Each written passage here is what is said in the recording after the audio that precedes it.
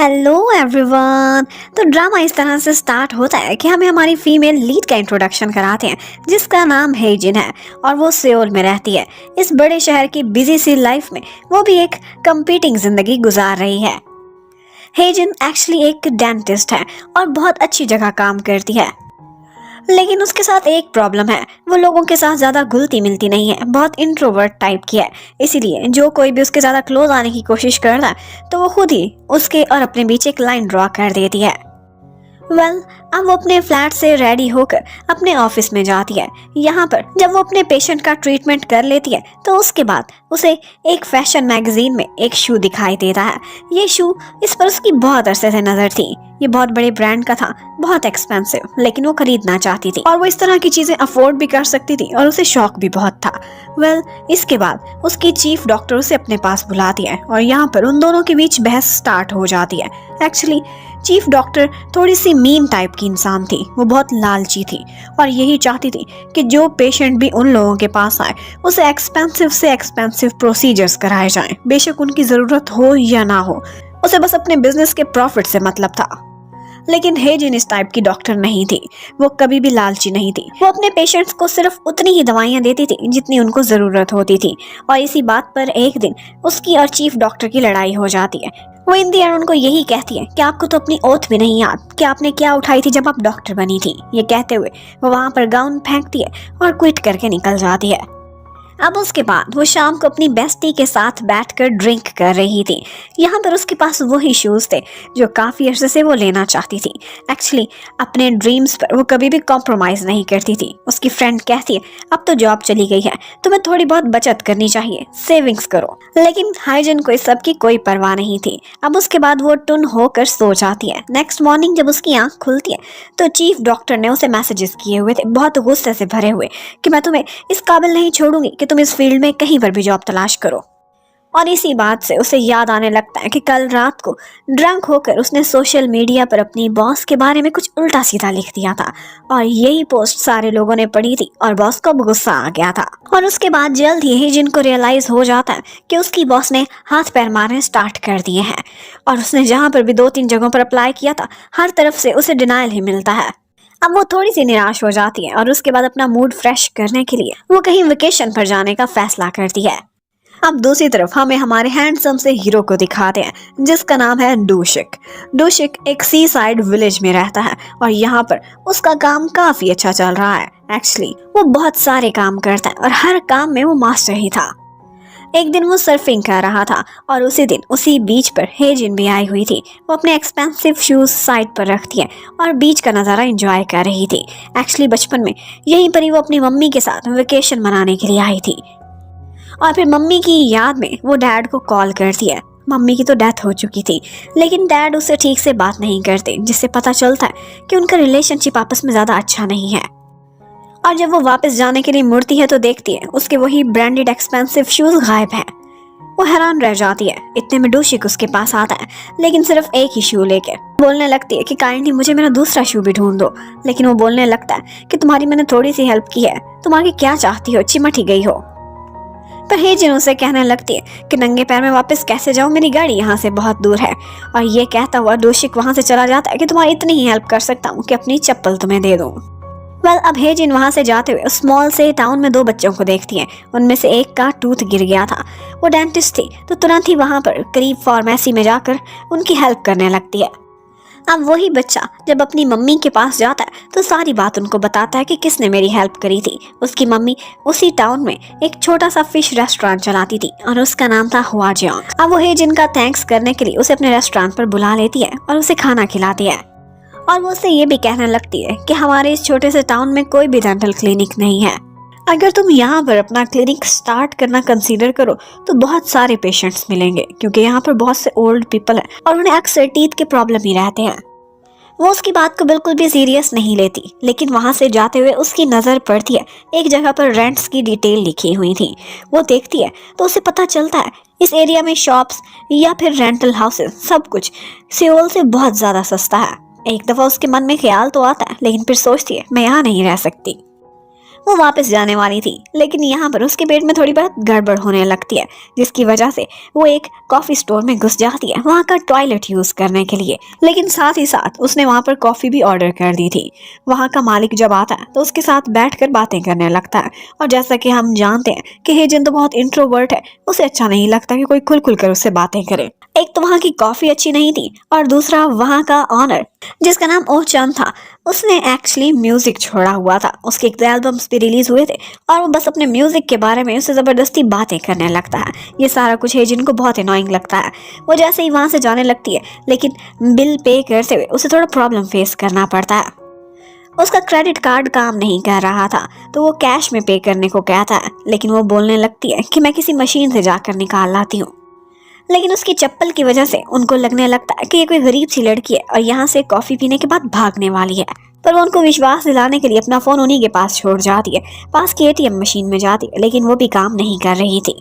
अब वो उनके पास आती है और उनसे कहने लगती है कि आप मेरा विश्वास करें, मैं आपको पैसे वापस जाकर किसी न किसी तरह लौटा दूंगी। मैं एक डेंटिस्ट हूँ, सियोल में काम करती हूँ। लेकिन उन लोगों को बिल्कुल भी इस पर विश्वास नहीं था। इसी टाइम पर उस शॉप में डोशिक आ जाता है। अब डोशिक से तो वो पहले भी एक दफा मिल चुकी थी। उसको और कोई रास्ता दिखाई नहीं देता, तो उसे अपनी हेल्प करने को कहती है कि प्लीज मुझे थोड़ा सा कैश दे दो, मैं तुम्हें वापस लौटा दूंगी। अब वो बदले में उसे 4000 तो देता है, लेकिन कहता है कि बाद में नहीं लौटाना, अभी कमा के लौटाओगी तो। और फिर उसे अपने साथ ले जाता है। एक्चुअली वहाँ पर कुछ इंटरनेट केबल्स के साथ प्रॉब्लम हो गया था, जिसकी वजह से कोई भी एटीएम मशीन या फिर इंटरनेट बैंकिंग कुछ भी काम नहीं कर रहा था। डोशिक वहाँ पर गांव के सारे लोगों को अच्छे से जानता था। जाते जाते वो सबसे हेलो हाय करता जा रहा था, और हेजिन बस यही देख रही थी कि वो उसके कितना ऑपोजिट है। अब वो उसे अपने साथ एक फिश फार्म पर लेकर जाता है। यहाँ पर उसे स्क्विड्स क्लीन करने थे, लेकिन वो कहने लगती कि मैं एक डेंटिस्ट हूँ, मैंने ये काम कभी नहीं किया, मुझे एम्बैरेसमेंट हो रही है। पर डोशिक कहने लगता है कि कोई भी काम छोटा या बड़ा नहीं होता, इस वक्त तुम्हारे पास पैसे नहीं, और 1 घंटे के तुम्हें 8000 मिलेंगे। अब बेचारी मजबूरी के मारे वहीं पर ही बहुत बूढ़ी बूढ़ी आंटीज के साथ जाकर बैठ जाती है, और वो वहाँ पर उसे अपनी बोरिंग बातें भी सुनाती रहती हैं। अब उसके बाद शाम हो जाती है, और हेजिन जब जाने लगती है तो उस टाइम पर डोशिक को रोकती है और उससे एक और हेल्प मांगती है। एक्चुअली उसकी गाड़ी में कुछ प्रॉब्लम हो गया था।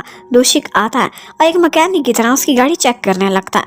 इन दी एंड यही रिजल्ट निकलता है कि उसकी गाड़ी अभी ठीक नहीं हो पाएगी, इसलिए आज की रात उसे इसी गाँव में बितानी होगी। डोशिक उसे एक जगह रेफर करता है, कहता है कि वो सस्ती भी है, वहाँ पर सोना भी है। अब वो वहाँ से फ्रेश होकर जैसे ही निकलती है और अपने लिए कुछ खाना खरीद रही थी, तो उसे पता चलता है कि वहाँ पर कैंटीन वाला बॉय कोई और नहीं बल्कि डोशिक ही है, जो कि रात को पार्ट टाइम यहाँ पर कर रहा था। अब हेजिन बेचारी मजबूरी में वहीं पर ही सो जाती है और कीड़े मकोड़ों से भी डरती रहती है।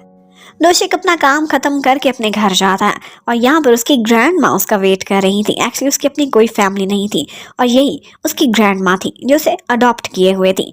उनके पैर में दर्द था, तो वो उनको कहने लगता है कि आप बहुत कंजूसी करते हैं, इतना पैसा है आपके पास, खुद पर भी कुछ खर्च कर लिया करें। और वो उनको कैरी करता हुआ हॉस्पिटल लेकर जाता है। उधर हमें दिखाते हैं नेक्स्ट मॉर्निंग हेजिन एक बेंच पर सोई हुई थी अंदर कीड़े मकोड़ों से डरकर, और उसकी सुबह सुबह आंख खुलती है। वो डोशी को कहने लगती है कि मुझे तुम तो एक फ्रॉड लगते हो, मुझे उसी सोना में भेजा जहाँ पर तुम काम करते हो, तुम करते क्या क्या हो। वो तो उसकी बातों पर कोई खास तवज्जो नहीं देता, और उसके बाद वो अपनी गाड़ी फिक्स कराती है और सियोल के लिए वापस निकल जाती है। इतने में उसे अपनी वही पुरानी चीफ की कॉल आती है। डॉक्टर ली उसे दोबारा से धमकाने लगती हैं और कहती हैं कि तुम्हें कभी कहीं से जॉब नहीं मिलेगी, एक ही रास्ता है तुम्हारे पास, और वो ये है कि तुम मुझसे माफी मांगो, वो भी सबके सामने। लेकिन आगे से हेजिन कहने लगती है कि ऐसा कभी नहीं होने वाला। अगर आप मुझे कहीं जॉब नहीं करने देंगी सियोल में, तो मैं खुद अपना बिजनेस स्टार्ट करूंगी, अपना क्लिनिक बनाऊंगी। और बस उनको यही कहना था कि उसके मन में पता नहीं क्या आता है। वो अपनी गाड़ी वापस मोड़ लेती है और सीधी पहुंच जाती है हवा जियोंग के पास, जिसका रेस्टोरेंट था। हवा जियोंग उसे कुछ प्रॉपर्टीज दिखाने की बात करती है, जो कि वो रेंट पर ले सकती थी अपना बिजनेस करने के लिए। लेकिन वो बिजी हो जाती है और उसे प्रॉपर्टी डीलर के पास भेज देती है। वो एक पहाड़ी पर बैठा हुआ था। वो उसके पास जाती है, उसे आवाज देती है। वो मुड़ता है तो वो डोशिक निकलता है। वो उसे कहने लगती है कि तुम फराडी है, फिर मेरे सामने आ गए। लेकिन डोशिक उसे अपना लाइसेंस दिखाता है। वो वाकई वहाँ पर एक जेन्युइन प्रॉपर्टी डीलर था। और फिर इसी के साथ ही हमें दिखाने लगते हैं कि एक्चुअली कल जब वो बीच पे बिल्कुल सैड सी बैठी हुई थी, तभी डोशिक ने उसे देख लिया था, और लगता है कि वो पहली ही नजर में उसे बहुत अच्छी लगी थी। जिस तरह से वो काइंडली बच्चों का ट्रीटमेंट कर रही थी, वो सब कुछ ऑब्जर्व कर चुका था। अब उसके बाद दोशिक उसे अपने साथ सी साइड पर एक बहुत अच्छी प्रॉपर्टी दिखाता है। वो उसे कहने लगता है कि यहाँ से व्यू भी बहुत अच्छा आएगा और तुम्हारे पेशेंट्स को भी एकदम फ्रेश फील होगा। ये प्रॉपर्टी तुम्हें चीप भी मिल रही है। और फिर उसके बाद वो उसके रहने के लिए उसे एक रेजिडेंशियल बिल्डिंग भी दिखाता है।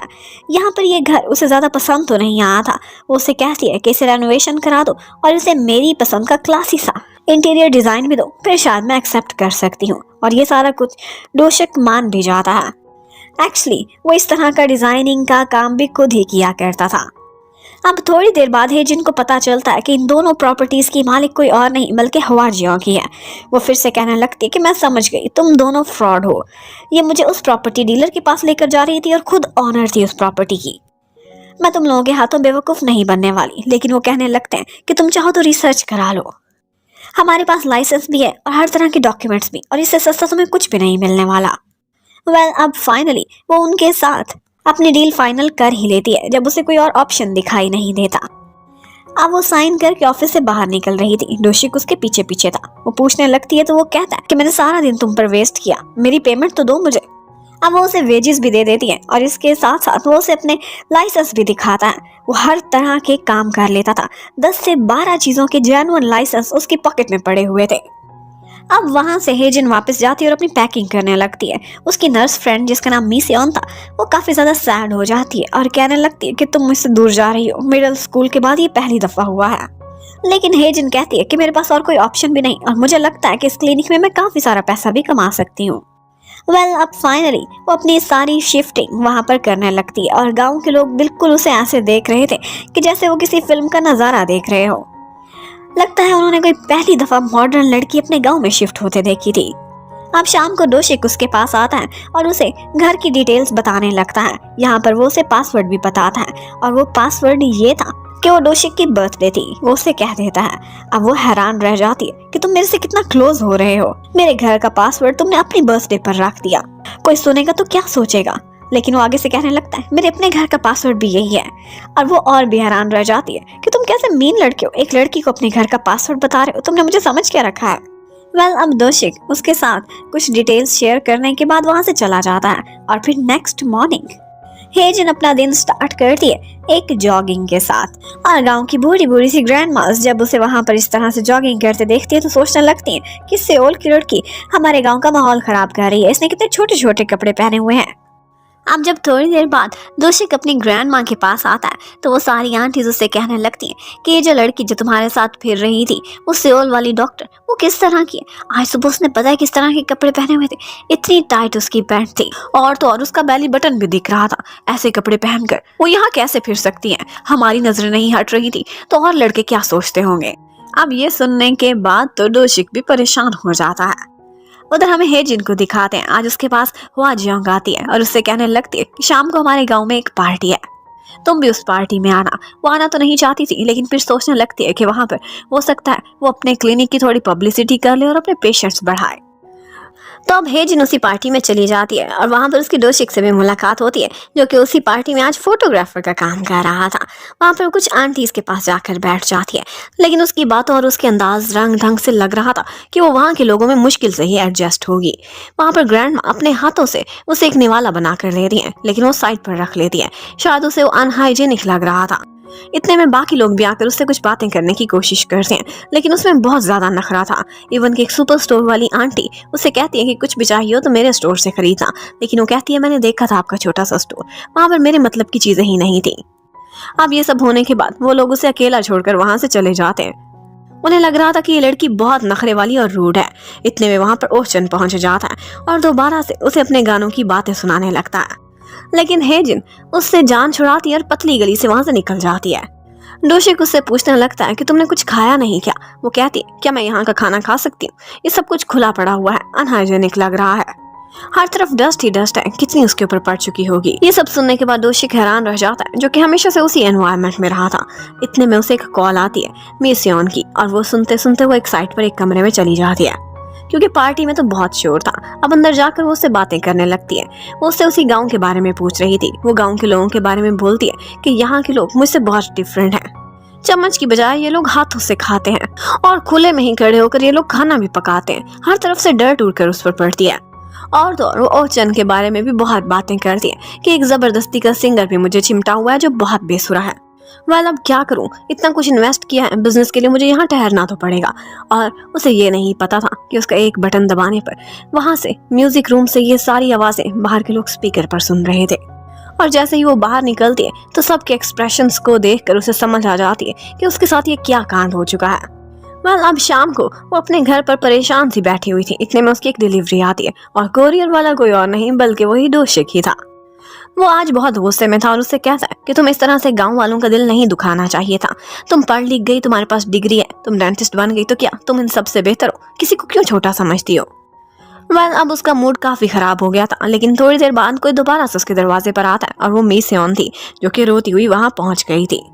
एक्चुअली मी सेओन ने भी सेओल छोड़ने का फैसला किया था। वो टूटे दिल के साथ वहां पर आई थी, उसके बॉयफ्रेंड ने चीट किया था और उसने जॉब भी छोड़ दी थी।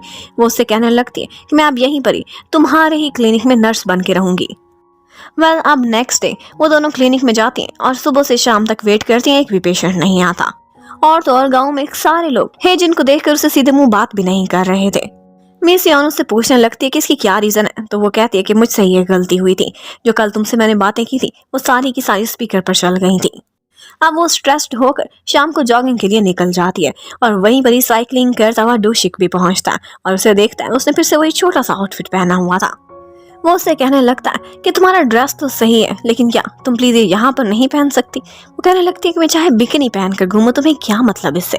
वो बोलने लगता है कि पहले ही तुम्हारे पास कोई पेशेंट नहीं आता और पता है जहाँ पर जाना चाहिए वहीं के माहौल में एडजस्ट भी होना चाहिए।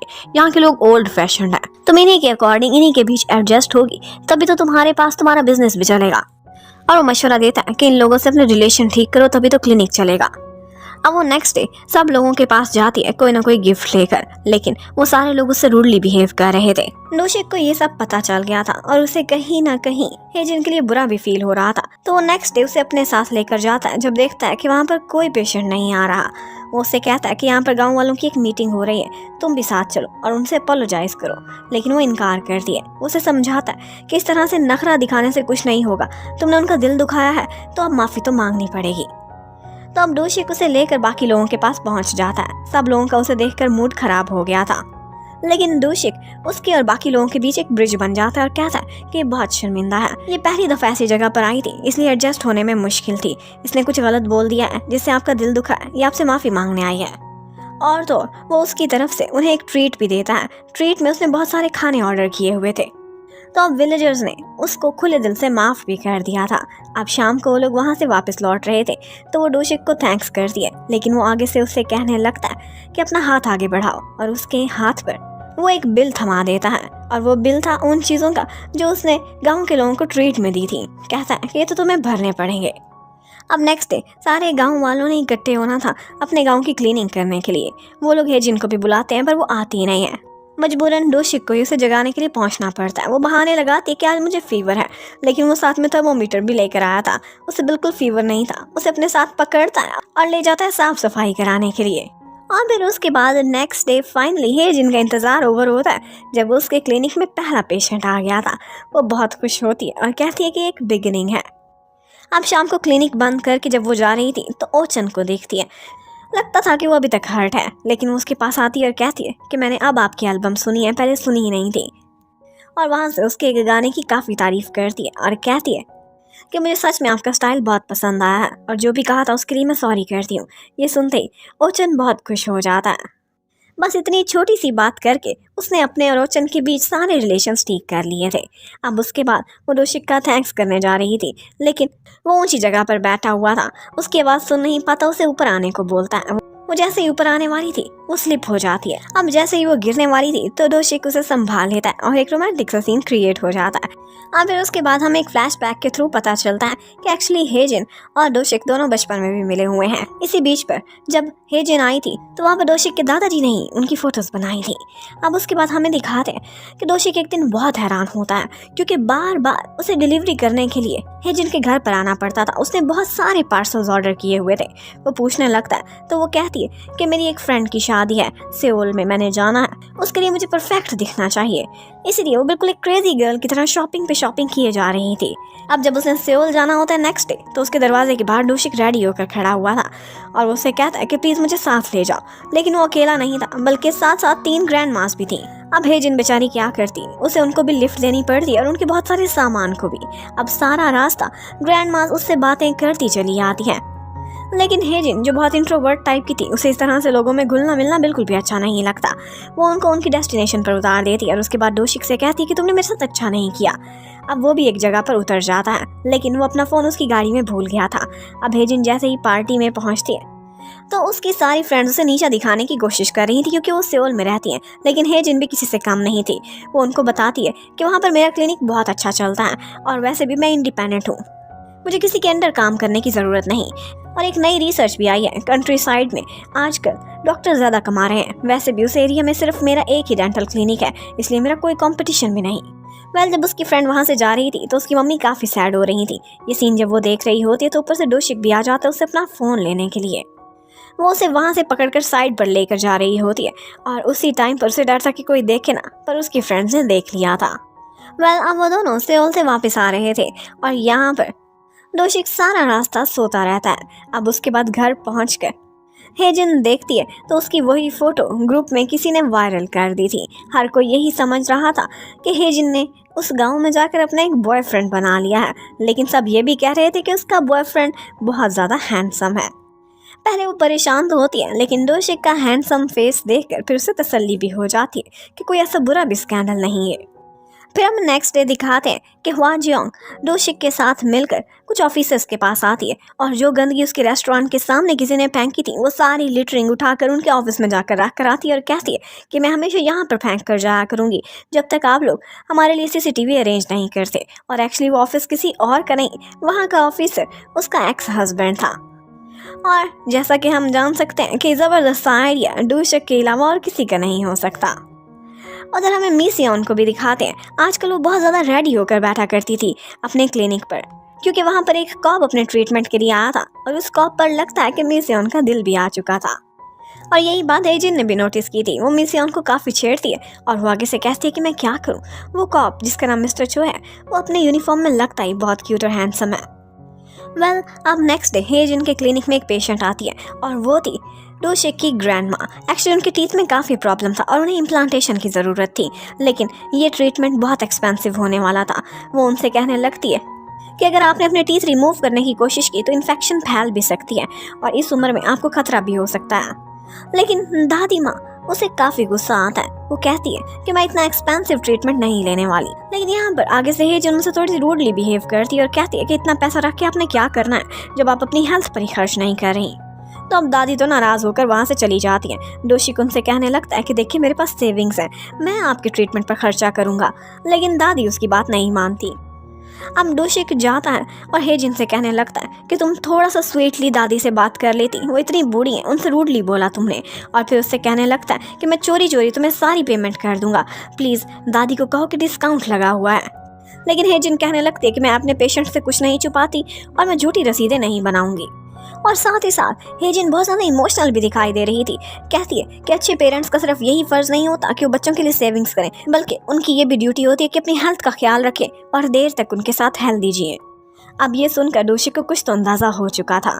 वो यही गौर करने लगता है कि ये बार बार अपनी फ्रेंड की मम्मी को देख रही थी और जिसकी आंखें तरसी हुई थी। इसका मतलब है कि इसकी मम्मी के साथ कुछ ऐसा हुआ था जिसकी वजह से उनकी डेथ हुई है और वो आज भी उनको मिस करती है। उधर दादी जान घर पर बैठी हुई थी और वो अपने बेटे को कॉल करती हैं, लेकिन उनके बच्चे उनका ना तो ख्याल रखते थे ना ही ढंग से उनसे बात करते थे।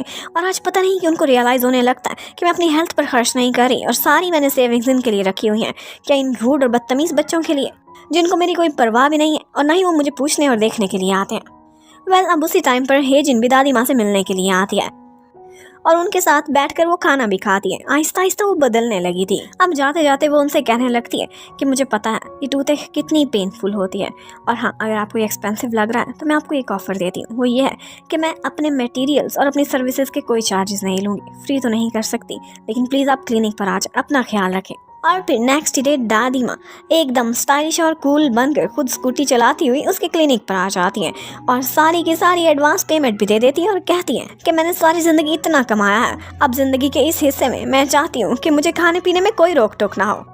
अब यही बात जब डोशिक को पता चलती है तो वो बहुत खुश होता है और दादी माँ उसके सामने बहुत ज़्यादा तारीफ भी करती हैं हेजिन की। कहती है कि पता है वो बिल्कुल एक नट की तरह से, ऊपर से जितनी स्ट्रिक्ट और हार्ड लगती है वो अंदर से उतनी ही सॉफ्ट है। अब एक दिन रात को हेजिन के घर पर पावर कट हो जाती है। उसकी लैंडलेडी टेक्नीशियन को बुलाती है, लेकिन वो कोई और नहीं बल्कि डोशिक ही था। सारा कुछ चेक करने के बाद वो कहता है कि एक्चुअली ये पावर सप्लाई लाइन में प्रॉब्लम है, तुम्हारे घर में कोई प्रॉब्लम नहीं, थोड़ी देर में सब सही हो जाएगा। लेकिन वो डर रही थी, उसे बताती नहीं है, लेकिन अंधेरे से घबरा रही थी।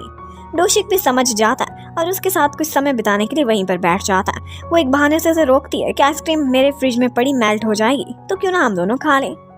यहाँ पर वो बातें भी करते हैं और जब हेजिन की आइसक्रीम मेल्ट हो रही थी तो वो उसके हाथ में टिश्यू भी पकड़ाता है। वो काफ़ी केयरिंग बॉय था। अब वो जब चला जाता है तो उसके बाद हेजिन ने देखा था कि उसके कबर्ड में उसके दोनों शूज़ पड़े हुए हैं, वही उसके फेवरेट वाले। दूसरा शू अब कहीं ना कहीं से डोशिक ने ढूंढ कर निकाल लिया था। वो उसे थैंक्स करना चाहती थी, लेकिन वो जल्दी में वहाँ से चला जाता है। एक्चुअली डोशिक को पता था कि उसे वो शू कितना प्यारा है। उसे सी साइड पर दिखाई दिया और उसके बाद उसने उसे फिक्स भी किया इंटरनेट के थ्रू, और अब उसे देखकर सरप्राइज भी कर दिया था। अब नेक्स्ट डे हेजिन के क्लिनिक पर एक और पेशेंट आता है और वो अपने व्यवहार से बिल्कुल एक जेंटलमैन लग रहा था। उसे देखकर हैरान होती है कि इस तरह के लोग भी इस गाँव में रहते हैं। लेकिन जाते जाते मिसियों ने फील किया था कि वो सिर्फ एक डिज़ाइनर लेवल अपने ऊपर लगाए हुए है जेंटलमैन का, वरना वो बहाने बहाने से उसका हाथ छू कर गया था। अब 1-2 दिन हो चुके थे और डोशिक का वो शू के लिए थैंक्स करना चाहती थी, लेकिन डोशिक उसे गांव में दिखाई ही नहीं दे रहा था। अब उसे पता चलता है कि यहाँ पर एक पार्टी हो रही है और उस पार्टी का ऑर्गेनाइजर डोशिक है, तो वो ना चाहते हुए भी उस पार्टी में चली जाती है। यहाँ पर सारे लोग ड्रिंक कर रहे थे और कुछ डिस्कशन भी बिजनेस से रिलेटेड। ये सारा कुछ उसके लिए बहुत बोरिंग था, पर वो बर्दाश्त कर रही थी सिर्फ इसलिए कि डोशिक यहाँ पर अपीयर होगा। और फिर फाइनली काफ़ी लेट वो वहाँ पर आ भी जाता है और उसे देख कर हेजिन को बहुत खुशी होती है। पता नहीं क्यों उसका मन बार बार करता था कि वो डोशिन का फेस देखे। अब थोड़ी देर बाद जब वो वॉशरूम से होकर वापस आती है तो देखती है कि दोबारा से डोशिक वहाँ से कहीं गायब हो गया है। अब वो बोर हो रही थी और ऐसे प्रिटेंड करने लगती है कि जैसे वो ज़्यादा ड्रिंक करने की वजह से सो गई है। इतने में वहाँ पर उसे एक सॉन्ग की आवाज़ सुनाई देती है और ये सॉन्ग कोई और नहीं बल्कि डोशिक ही गा रहा था। वो सोचने लगती है कि इस लड़के में कितना टैलेंट है, क्या एक इंसान में ऐसे कैसे हो सकता है। अब वो वहाँ पर पड़ी रहती है और बाकी सारे लोग अपने अपने घर चले जाते हैं। डोशिक ने कहा था कि इसे मैं संभाल लूंगा, ये ड्रंक हो गई है, तो वो उसे कैरी करता हुआ लेकर जा रहा था। और यहाँ पर हेजिन बहुत इंजॉय कर रही थी, इसीलिए वो सोने का प्रिटेंड करती रहती है। इतने में उसका वही ब्रांडेड एक्सपेंसिव शू नीचे गिर जाता है, लेकिन डोशिक वो उठाता ही नहीं। हेजिन को जबरदस्ती नींद से उठना पड़ता है और जाकर वो अपना शू ले आती है। तो डोशिक उससे कहने लगता है तुमने नाटक किया और इतनी देर खुद को मुझसे कैरी कराया, लेकिन उसे कोई भी जवाब नहीं देती और चुपचाप चली जाती है। डोशिक बस स्माइल करता उसे देखता रहता है। अब नेक्स्ट डे हेजिन के क्लिनिक पर डोशिक एक डिलीवरी देने के लिए आता है। वो कॉफी थी, लेकिन वो डिलीवरी के चार्जेस ही नहीं लेता उससे। ये देखकर हेजिन को भी काफी स्पेशल फील होता है। अब उसके बाद वो उसी कॉफ़ी शॉप पर जाती है और वहाँ पर ओचन की एक बेटी थी जो कि वैसे तो किसी से भी हैंडल नहीं होती थी, वो टीनेजर थी, लेकिन यहाँ पर हेजिन उससे काफ़ी अच्छी दोस्ती लगा लेती है और डोशिक भी उसे देखता रहता है कि अंदर से कितनी काइंड है।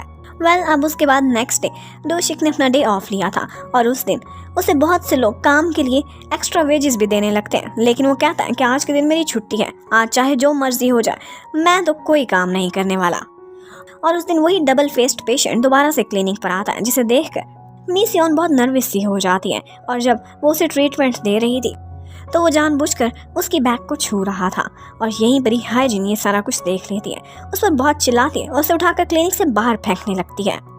उसी टाइम पर ये सारा सीन दादी माँ ने भी देख लिया था जो कि क्लिनिक में आ रही थी, लेकिन वो लड़का बहुत मीन हो रहा था और उनके खिलाफ कंप्लेंट करने की कोशिश करता है। लेकिन हेजिन ना तो ब्लैकमेल होने वाली थी और ना ही वो किसी भी प्रेशर में आने वाली लड़की थी। पहले ही वहाँ पर डोशिक पहुँच जाता है, उस लड़के की ठुकाई लगाकर उसे बेहोश कर देता है, लेकिन बाद में वो खुद भी बेहोश हो गया था क्योंकि वो इतनी दूर से रनिंग करता हुआ वहाँ पर आया था। एक्चुअली दादी माँ ने उसे फ़ोन करके इन्फॉर्म किया था, लेकिन इस सब ट्रबल क्रिएट होने के बाद वो लोग लॉकअप में पड़े हुए थे। लेकिन डोशिक तो जल्दी लॉकअप से बाहर निकल जाता है और उसे नॉर्मल कपड़े भी मिल जाते हैं, पर हेजिन अंदर की अंदर ही पड़ी रह जाती है। हेजिन को लग रहा था कि हाथ उठाने के जुर्म में हो सकता है कि उसकी क्लिनिक भी बंद हो जाए या फिर उस पर कोई बैन लग जाए, लेकिन यहाँ पर दादी माँ उसे आकर बचा लेती हैं। एक्चुअली उन्होंने उसी डबल फेस्ड पर्सन का फ़ोन वहाँ से चोरी करके उठा लिया था और उस फ़ोन में ऐसे बहुत से सबूत मिलते हैं जिससे पता चलता है कि वो लड़का बिल्कुल भी शरीफ नहीं था, पहले भी बहुत सारी गर्ल्स को मोलेस्ट करता आया था। अब है जिनकी जान बच जाती है और उस पर कोई भी केस या कंप्लेंट, सब कुछ खत्म हो चुका था। अब उसके बाद वो उसका थैंक्स करने के लिए डोशिक के घर के बाहर जाती है। चीज़ें रख कर जाने लगी थी, लेकिन उसी टाइम पर डोशिक वहाँ पर आ जाता है। वो उसे अंदर ले जाता है। उसका घर उसे बहुत क्लासी लग रहा था, उसमें बहुत सारी बुक्स भी थी और उसकी डिजाइनिंग भी हेजिन को बहुत इम्प्रेस करती है। वो उसे कहने लगती है कि क्या तुम यहाँ पर अकेले रहते हो, तुम्हारे कोई पेरेंट्स नहीं? लेकिन वो बताता है कि वो 6 इयर्स का था जब उसके पेरेंट्स की डेथ हो गई थी और उसके बाद वो दोनों इकट्ठे बैठकर खाना भी खाते हैं और वो वाइन भी खोलते हैं, जो कि एक्चुअली बहुत एक्सपेंसिव थी और हेजिन उसके लिए लेकर आई थी। हेजिन कहने लगती है कि मुझे ड्रंक होना बिल्कुल नहीं पसंद, क्योंकि ऐसे मैं ऑनेस्ट हो जाती हूँ और लोग मेरे अंदर भी झांक सकते हैं। वो ये भी कहती है कि मुझे लगता है कि जैसे हम दोनों बिल्कुल ऑपोजिट हैं, लेकिन आगे से डोशिक कहता है कि ऑपोजिट से एक दूसरे को अट्रैक्ट भी तो करते हैं। अब ये सुनकर एकदम उसका फेस रेड हो जाता है। वो हॉट फील कर रही थी इतनी सारी अल्कोहल पीने के बाद। यहाँ पर वो बातों ही बातों में अपनी मम्मी वाला दुख भी उसके सामने खोल कर रख देती है और उससे पता चलता है कि ये लड़की कितनी सेंसिटिव है और इसने फैमिली को लेकर काफ़ी कुछ बर्दाश्त भी किया है।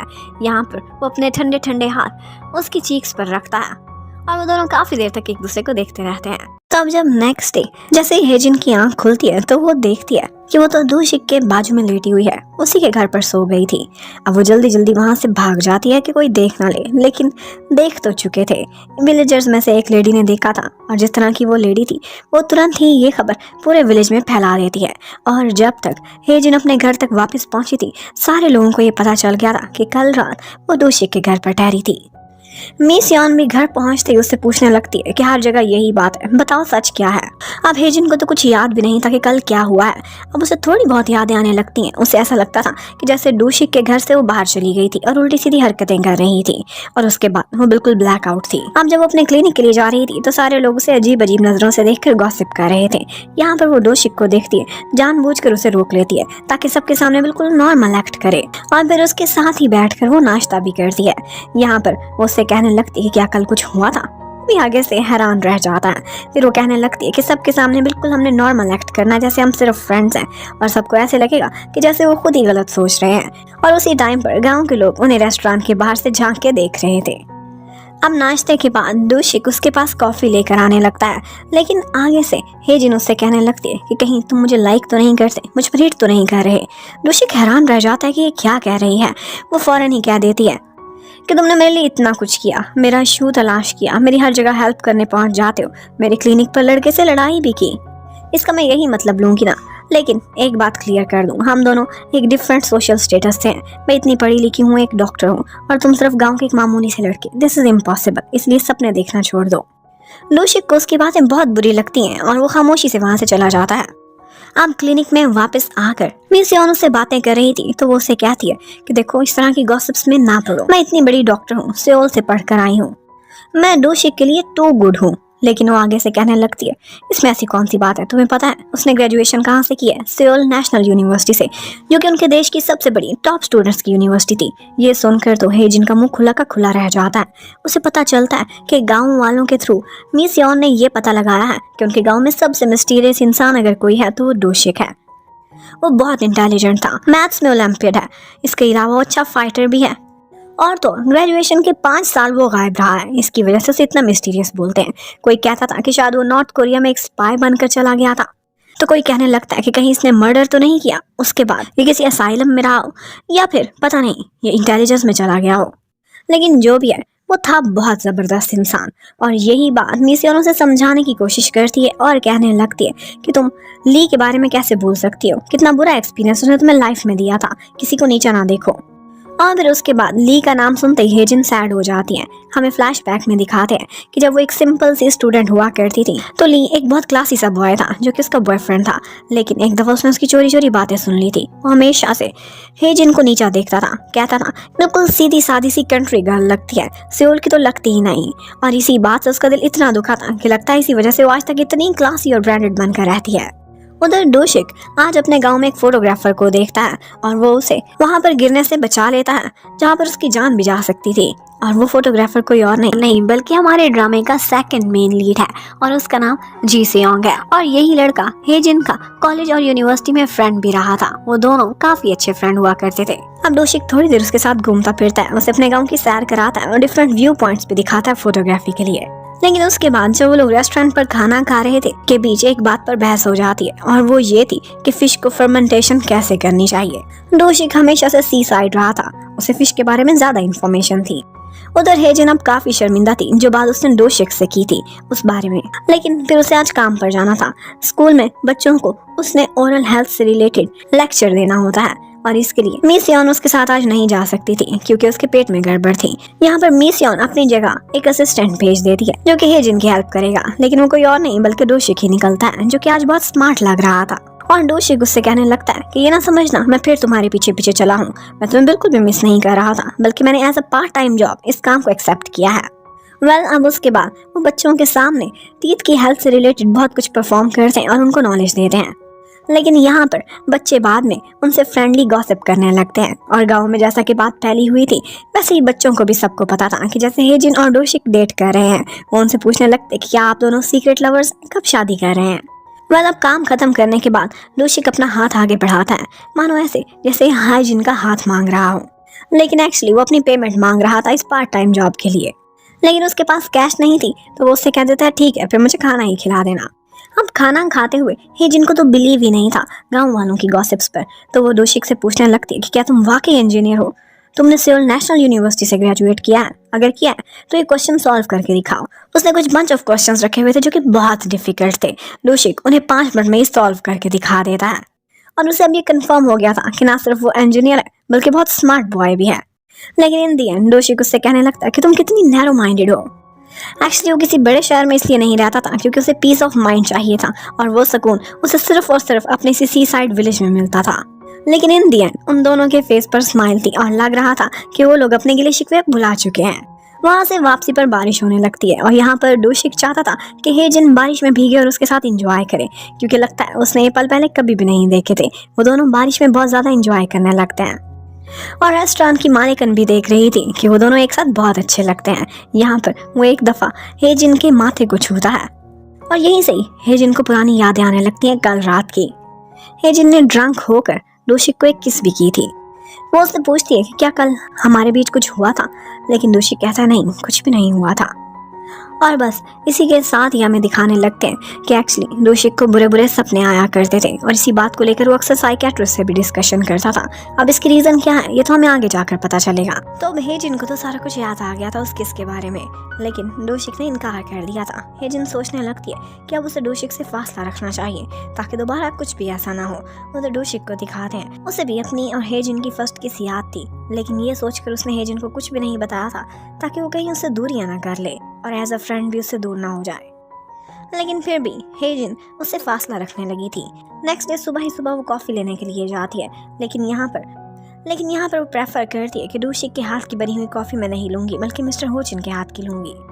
अब डोशिक को अंदाज़ा हो गया था कि चेकअप के बहाने वो उसके क्लिनिक में आ जाता है। वो उसका चेकअप करती है और कहती है कि तुम्हारी टीथ बिल्कुल फाइन है, लेकिन वो कहने लगता है कि एक्चुअली प्रॉब्लम मेरे टीथ में नहीं है बल्कि तुम्हारे में है। वो कहता है कि वो किस तो मुझे भी याद है और इसीलिए मैंने डम प्ले किया था ताकि तुम्हारे और मेरे बीच फासला ना आए। लेकिन हेजिन उसकी बातों का कोई खास जवाब नहीं देती और उसे वहाँ से जाने पर मजबूर कर देती है। अब नेक्स्ट डे गाँव में हर जगह एक ही फोटो वायरल हुई थी और वो ये थी कि डोशिक एक लड़की के साथ आज गांव में फिर रहा है। ये देखकर एक दफ़ा तो हेजिन भी जेलस हो जाती है और उसके बाद वो उस लड़की को देखने लगती है। एक्चुअली वो वहाँ पर एक टूरिस्ट थी और वो उसका गाइड बनकर उसे अपने गांव की सैर करा रहा था। लेकिन हेजिन को पता नहीं क्यों डोशिक को किसी और लड़की के साथ इतना खुश देखकर काफ़ी जेलसी होती है। अब नेक्स्ट डे मिस्टर होचन की छोटी सी बेटी जूरी, जिसकी अपने डैड से लड़ाई हो गई थी, वो घर छोड़कर कहीं निकल जाती है। डैड तो बहुत परेशान थे, लेकिन एक्चुअली जूरी की दोस्ती हो गई थी हेजिन से और वो उसी के घर पर आ गई थी। यहाँ पर डोशिक को शक होता है। वो जाकर हेजिन के घर पर चेक करता है और फिर उसके बाद जूरी को ज़बरदस्ती वहाँ से पकड़कर लेकर जाने लगा था। लेकिन इसी बीच डॉक्टर हेजिन उसे रोक लेती है और फिर उनके करीब आने की वजह से उनका एक हक भी हो गया था। लेकिन यहाँ पर वो उसे समझाती है कि इस तरह से उसे ज़बरदस्ती करना ठीक नहीं, तुम वापस चले जाओ और उसके डैड को बता दो। अब उसके बाद हेजिन जूरी को अच्छे से समझा देती है और उसके बाद वो नेक्स्ट डे उसकी और उसके डैड की सुलह भी करा देती है। अब नेक्स्ट डे एक मीटिंग में गाँव वाले सारी बातें कर रहे थे। वहाँ पर हेजिन और डोशिक भी थे और वो उनको देखकर इस तरह की कुछ बातें करने लगते हैं कि जैसे ये दोनों एक कपल है और शायद अब इनकी लड़ाई हो गई है। लेकिन हेजिन को इस बात को लेकर काफ़ी गुस्सा आता है और वो वहाँ की एक लेडी नैम को कहती है कि तुमने झूठी र्यूमर्स फैलाई हैं, मेरे और इसके बीच ना कुछ था और ना ही कुछ खत्म हुआ है। ये कहकर वो बाहर निकल जाती है। यहाँ पर डोशिक उससे कहने लगता है कि एटलीस्ट हम फ्रेंड्स तो हैं, इसीलिए तो मैंने उस दिन सब कुछ तुमसे छुपाया था। जो भी था वो ड्रंक होकर हुआ था। लेकिन हेजिन इतने गुस्से में थी, उसे लगता था कि वो र्यूमर्स में नहीं पढ़ना चाहती, तो वो कहने लगती है कि मैं अब तुम्हारी कोई फ्रेंड भी नहीं रहना चाहती, बल्कि आई थिंक हम फ्रेंड्स थे ही नहीं। अब इस बात से डोशिक काफी हर्ट होता है और उसके बाद उसका छाता उसे वापस करता हुआ वहाँ से निकल जाता है। और उसके बाद वो दोनों अगर रास्ते में कहीं एक दूसरे को आमने सामने देख भी लेते थे तो ऐसे गुजर जाते थे कि जैसे जानते ही नहीं है। अब उसके बाद इवनिंग में उनके गांव में एक परफॉर्मेंस थी। वहाँ पर डिफरेंट लोगों ने अपनी डांसिंग और अपने सिंगिंग के जलवे दिखाने थे। यहाँ पर जूरी ने भी हिस्सा लिया था, लेकिन उसके पैर में चोट थी, तो यहाँ पर डोशिक और हेजिन दोनों जाते हैं उसकी हेल्प करते हैं। और तो वो डांस नहीं कर पा रही थी तो उसकी जगह साथ में परफॉर्मेंस देने लगते हैं और उनकी परफॉर्मेंस सबको बहुत क्यूट लग रही थी। और बस इसी डांसिंग परफॉर्मेंस के बीच उनकी आपस में दोस्ती भी हो चुकी थी और फिर इन दोनों की हेल्प की वजह से जूरी ने वहाँ पर सेकंड प्राइज भी जीत लिया था। अब ये जीतने के बाद डोशिक हेजिन से कहने लगता है, तुम तो कहती थी कि मुझसे फासला रखो, मैं गॉसिप का सब्जेक्ट नहीं बनना चाहती, और अब मेरे साथ स्टेज पर तुमने डांस करा जूरी की हेल्प के लिए। आपकी बार देखो तुमने ही लाइन क्रॉस की है।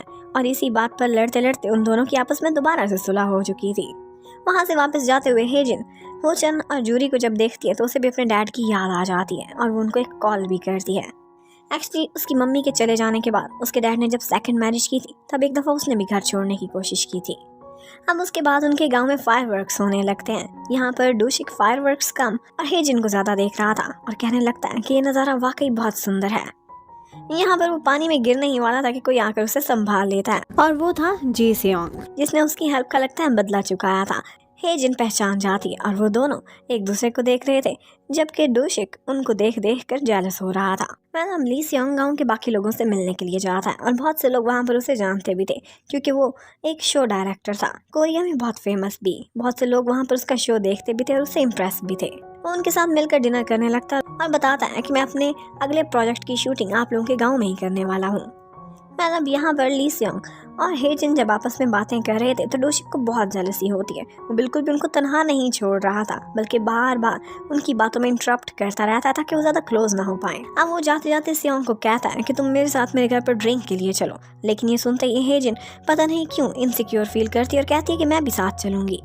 और उसके बाद वो अकेले में जाती है और डोशिक से कहने लगती है कि तुम इसे ड्रिंक करा कर इससे बातें पूछना चाहते हो या फिर इसे ये बताना चाहते हो कि तुम्हारे और मेरे बीच एक किस हुई थी। लेकिन डोशिक का कहना था कि दुनिया तुम्हारे गिर्द नहीं घूमती और ली सेओंग को देखकर भी लग रहा था और हेजिन को अब काफी पसंद करता है।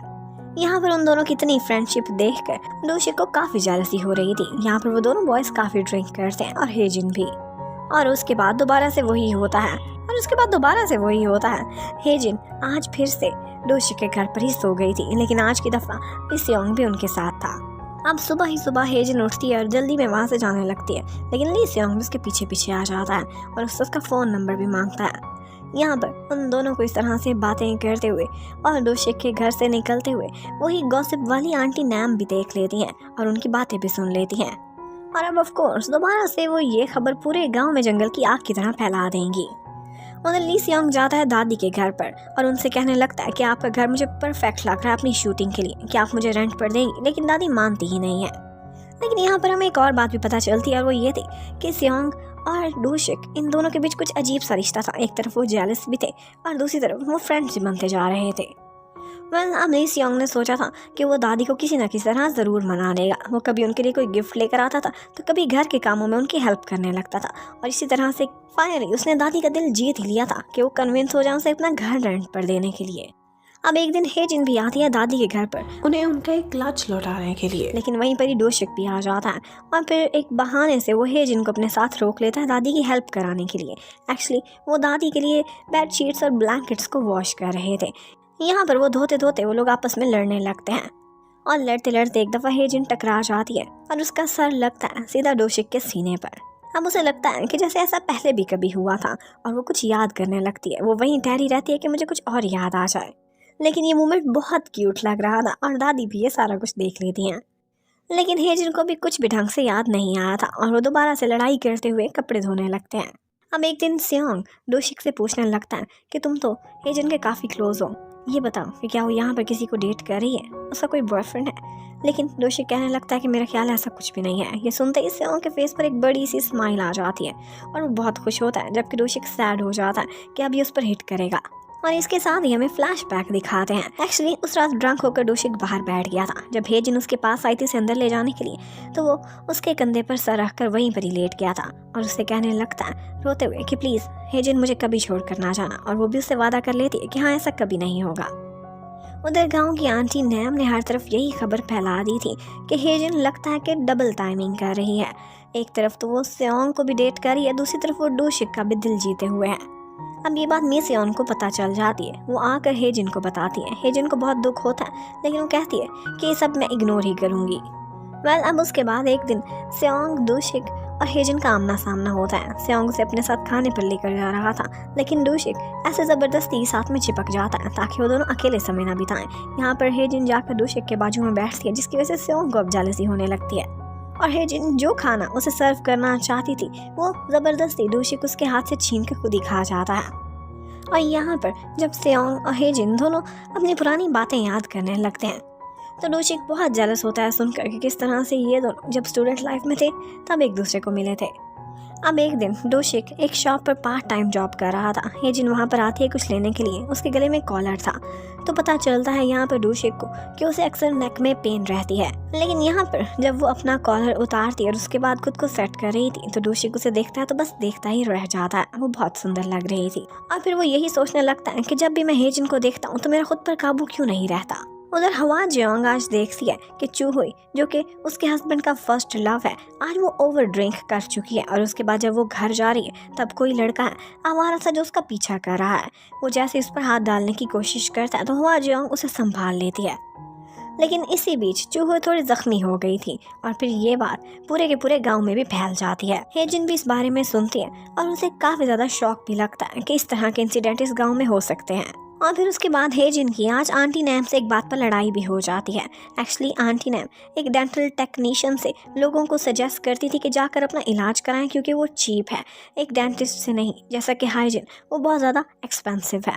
लेकिन हाइजिन कहती है कि इस तरह से लोगों के लिए सेफ़ नहीं है, आप लोगों को गलत मशवरा दे रही हैं। जबकि उधर डोशिक ने बहुत मेहनत से एक हर्बल मेडिसिन बनाई थी हेजिन के नेक की पेन के लिए। वो उसके घर के बाहर खड़ा होता है, बारिश में उसका वेट करा कि वो आएगी और वो उसे ये मेडिसिन देगा। लेकिन जब वो देखता है तो वो बहुत खुशी खुशी से उनके साथ वापस आ रही थी। ये देखकर वो बहुत जलस होता है और बस रूडली उसे वो मेडिसिन पकड़ा था वो वहाँ से निकल जाता है। उसने इतने दिनों से इतनी मेहनत से वो मेडिसिन बनाई थी, हार्ट ब्रोकन तो वो हो चुका था। हेजिन को भी काफ़ी खुशी होती है कि डोशिक ने उसके लिए इतनी मेहनत करी है, उसकी दी हुई मेडिसिन यूज़ भी करती है।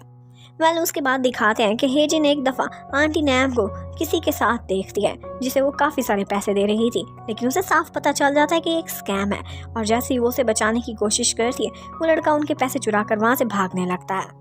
अब इन दी एंड डोशिक की हेल्प से वो पकड़ा तो गया था चोर, लेकिन आंटी नैम को बहुत दुख होता है कि उन्होंने अब तक हेजिन का हमेशा बुरा चाहा, लेकिन हेजिन उसने आज अपनी जान पर खेलकर उनकी हेल्प करी है और उनको एक स्कैम से बचाया है। जबकि डोशिक को दिखाते हैं वो जब भी हेजिन और सियोंग को इकट्ठे देखता था तो उनसे फासला रखने लगता था। ऐसा लगता था कि जैसे वो चाहता हो कि दोनों एक दूसरे के करीब आ जाएं। अब उसे चोर को पकड़ते पकड़ते डोशिक को चोट भी लग गई थी। हेजिन उसके घर पर जाती है और उसके जख्म पर मेडिसिन लगाती है। यहाँ पर उसे पता चलता है कि उसे फीवर भी है, तो वो उसके लिए पॉरेज बनाने लगती है। और इसी बीच डोशिक सोफे पर लेटा लेटा सो चुका था। अब जब वो उसे सोए हुए देखती है तो उसे बहुत हैंडसम दिखाई दे रहा था। वो एक दफ़ा खुद पर काबू नहीं रखती बल्कि उसके क्लोज चली जाती है, लेकिन उसके बाद वो पीछे हट गई थी और सोचने लगती है कि मैं ये क्या कर रही हूँ। जबकि थोड़ी देर बाद डोशिक उठता है और उसके हाथ का बना हुआ दलिया बहुत शौक से खाता है। लेकिन जब बाद में जाकर अपने किचन का हाल देखता है तो उसे बहुत अफसोस होता है कि इसे मैंने अपने किचन में घुसने ही क्यों दिया। लेकिन उसके बाद सोचने लगता है कि अगर ये इतना मैस ना क्रिएट करती तो मेरे लिए इतनी स्वीट सी डिश कैसे बनाती। उधर आंटी नैम अब हेजिन से बहुत शर्मिंदा हो गई थी और वो उससे माफ़ी भी मांगती है। और उसके साथ साथ उसका ट्रेजिक पास्ट जब हेजिन को पता चलता है तो वो उसे तुरंत ही माफ़ भी कर देती है। और फिर उसके बाद हमें दिखाया जाता है कि उनके गांव में शूटिंग चल रही है और सारे गांव वाले बहुत खुश थे क्योंकि एक फेमस बैंड वहां पर आया हुआ था। हेजिन तो आज बहुत लेट हो गई थी। अपने ऑफिस से काम खत्म करके जब वो घर जा रही थी तो अंधेरा हो चुका था। वो काफ़ी डर जाती है, उसे वो इंसिडेंट याद आता है जो चूहुए के साथ हुआ था। और इतने में कोई उसका पीछा भी कर रहा था। उसे डर कर आगे भागती है। डूशिक को भी उसकी केयर थी, वो उसी को ही लेने आ रहा था और यहाँ पर वो उसे हक कर लेती है। और यहीं पर ही हमें पता चलता है कि एक्चुअली डूशिक को पता चल गया था कि हेजिन उसके लिए फीलिंग्स रखती है। उस दिन फीवर की हालत में वो सोया नहीं था, बल्कि उसे पता था कि हेजिन ने क्या करने की कोशिश की है।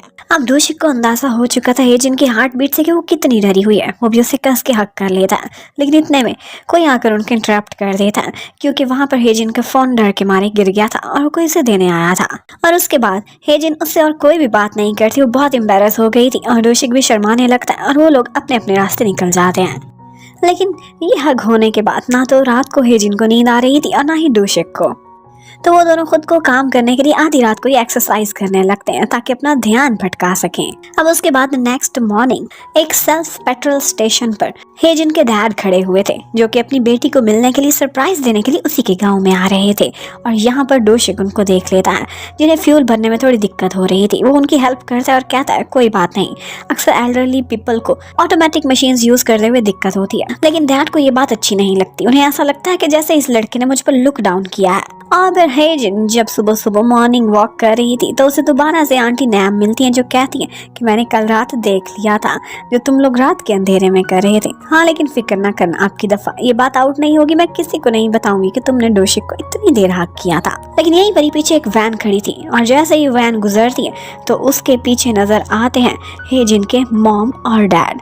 ये उसकी स्टेप मॉम थी और डैड मॉम उसको सरप्राइज देने के लिए आए थे, लेकिन उन्होंने ये सारा कुछ सुन लिया था और सरप्राइज उन्हें मिला था।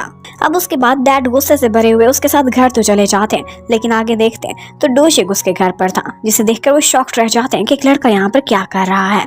लेकिन हेजिन उसे तुरंत ही वहाँ से भेजने लगती है, क्योंकि उसने उसे वहाँ पर घर का पाइप फिक्स करने के लिए बुलाया था। पर जब वो नाम सुनते हैं डूशिक, तो वहीं के वहीं उस लड़के को रोक लेते हैं और कहने लगते हैं कि ये वही लड़का है ना जिसे तुमने कल रात को हक किया था। इधर आओ, तुम बताओ कि तुम कौन हो, करते क्या हो और मेरी बेटी के क्या लगते हो। अब यहाँ पर हेजिन को बचाते बचाते डूशिक के मुंह से निकल जाता है कि मैं कोई गलत इंसान नहीं, मैं तो हेजिन का बॉयफ्रेंड हूँ। और यहाँ पर वो सारे ही शॉक्ड रह जाते हैं। अब हेजिन को अकेले में जाकर कह देता है कि तुम्हारे डैड से बचाने के लिए मैं तुम्हारे बॉयफ्रेंड होने की एक्टिंग कर लूंगा, लेकिन इसके बदले तुम मुझे पे कर देना। हेजिन सोचती है कि चलो ठीक है, डैड भी शांत हो जाएंगे और इन्वेस्टिगेशन नहीं करेंगे। लेकिन यहाँ पर डैड फिर डूशिक का इंटरव्यू लेने लगते हैं। अपनी इकलौती बेटी को लेकर वो बहुत पॉसेसिव हो रहे थे। लेकिन जब उनको पता चलता है कि डूशिक यहाँ पर छोटे मोटे काम करता है, पार्ट टाइम जॉब, और कोई परमानेंट जॉब या बिजनेस नहीं है, तो वो काफ़ी परेशान होते हैं। लेकिन हेजिन कहने लगती है कि कोई बात नहीं डैड, मैं इतना अच्छा कमा लेती हूँ, ये लड़का इतना हैंडसम है, मेरी केयर करता है, इसके अलावा मुझे कुछ नहीं चाहिए।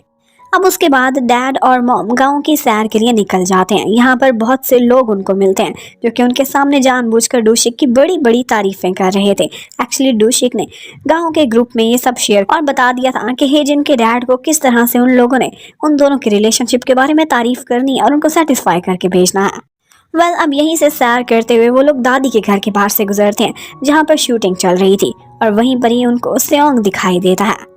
और सेओंग को तो वो अच्छे से पहचानते थे, वो बहुत फेमस डायरेक्टर था। और डैड को जब पता चलता है कि ये उनकी हेजिन का फ्रेंड है और उसका क्लास फेलो भी, तो वो उससे बहुत इम्प्रेस होते हैं। अब उसके बाद वो सारे लोग मिलकर इकट्ठे खाना खाते हैं और डैड को देखकर लग रहा था कि जैसे वो चाहते हैं कि बस सेओंग ही उनका दामाद बने, क्योंकि उनको लगता था कि उनकी बेटी के काबिल है।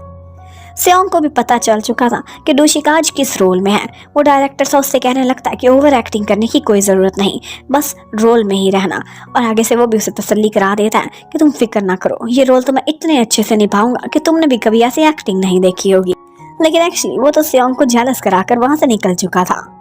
अब डूशिक अपने आप से डैड को इम्प्रेस करने की काफ़ी कोशिश करता है। नॉलेजेबल वो था और साथ ही साथ स्किल्ड और टैलेंटेड भी। डैड उससे कुछ ना कुछ तो इम्प्रेस हो ही जाते हैं, लेकिन तब सारा काम खराब हो जाता है जब डूशिक और डैड एक रेस्टोरेंट पर बैठकर चेस के टाइप की एक ट्रेडिशनल गेम खेलते हैं और इस गेम में डूशिक डैड को हरा देता है। अब डैड वैसे तो काफ़ी बूढ़े थे, लेकिन लगता है कि दिल के वो बच्चे ही थे और उन्हें हमेशा जीतना पसंद था। तो अब जब वो लोग खाना खा रहे होते हैं इकट्ठे, तो उस टाइम पर लगता है डैड का मूड बहुत खराब था और इतने में वो डूशिक से पूछने लगते हैं उसकी फैमिली के बारे में।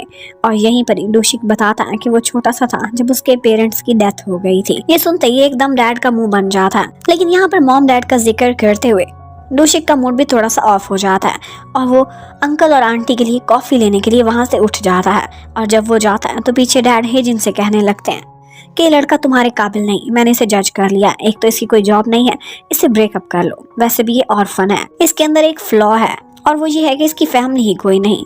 तो आगे से हेजिन कहने लगती है कि आप ऐसा कैसे बोल सकते हैं, क्या अनाथ होना कोई फ्लॉ होता है? अगर ये है तो मुझ में भी फ्लॉ है। मेरी मम्मी की भी डेथ हो गई थी और उससे बड़ा फ्लॉ ये है कि मेरी एक स्टेप मॉम भी है। और उसी टाइम पर डूशी की ये सारी बातें सुन लेता है और डैड भी देख रहे थे। अब डैड उसे अपने साथ बाहर लेकर जाते हैं और उससे पूछने लगते हैं कि तुमने सब कुछ सुन लिया, तुम दुखी हो गए होगे, मुझे रियलाइज हुआ है कि मैंने गलत बोला है। और फिर वो बताने लगते हैं कि एक्चुअली हेजिन बहुत छोटी थी जब इसकी मम्मी गुजर गई थी। काश इसके पास कोई बड़ी फैमिली होती जो इसकी केयर करती। मैं तो ड्रंक हो गया था और इसकी कभी भी केयर नहीं कर सका था। इसलिए मैं अब चाहता हूँ कि मेरी बेटी की जहाँ शादी हो वो लड़का भी उसका ख्याल रखे और उसकी एक फैमिली हो जो मेरी बेटी को हमेशा सपोर्ट करे, उसे लव दे, उसे केयर दे, उसका एक परिवार हो बड़ा सा जो बचपन में उसे नहीं मिला था। यहाँ पर डूशिक भी डैड से नहीं छुपाता बल्कि उनको कहने लगता है कि एक्चुअली ये सारा कुछ मैंने झूठ बोला था। मैं हेजिन को लाइक करता हूँ, वो भी मुझे करती है, लेकिन एज अ फ्रेंड इससे बढ़कर हमारे बीच अभी कोई रिश्ता नहीं बना है और मुझे नहीं पता कि वो मुझे लाइक करती है कि नहीं। लेकिन डैड कहने लगते हैं कि वो तुमसे प्यार करती है, क्योंकि जिस तरह से तुम्हारे बारे में कुछ बोलने पर वो तड़पी थी, ऐसे पहले कभी नहीं किया उसने। और यहाँ पर लग रहा था कि डैड को डूशिक की सिंसेरिटी पसंद आई है कि उसने सब सच बता दिया है। जबकि दूसरी तरफ सेओंग पुराने दिनों को याद कर रहा था। उसने सोचा था एक दिन कि वो हेजिन को प्रपोज करेगा, लेकिन उसी टाइम पर उसने हेजिन के साथ ली को देखा था और उस वक्त वो ली की गर्लफ्रेंड थी, इसलिए उसने अपनी सारी फीलिंग्स को दिल में दबा लिया था। अब डैड के वापस जाने का समय हो जाता है। वो बहुत खुश वापस जा रहे थे और उन्होंने डूशिक को पास बुलाकर उसके कान में इस तरह से बात की थी कि जैसे वो उसे अपना फ्रेंड मानते हो और बहुत खुश हो उससे। और फिर उसके बाद दिखाया जाता है कि सेओंग की शूटिंग पूरी हो गई है। वो आज सियोल वापस जा रहा था और वो जाते जाते हेजिन को कॉल करता है कि मैं थोड़े दिनों बाद तुमसे मिलने के लिए आऊँगा। उसने यही सोचा था कि वो वापस आएगा और अपने दिल की बात इस दफ़ा हेजिन को बताएगा, लेकिन बीच में उसे ख्याल आने लगता है कि डूशिक से कहीं वो इस दफ़ा बिहार ना जाए जैसे लास्ट टाइम ली से आ रहा था।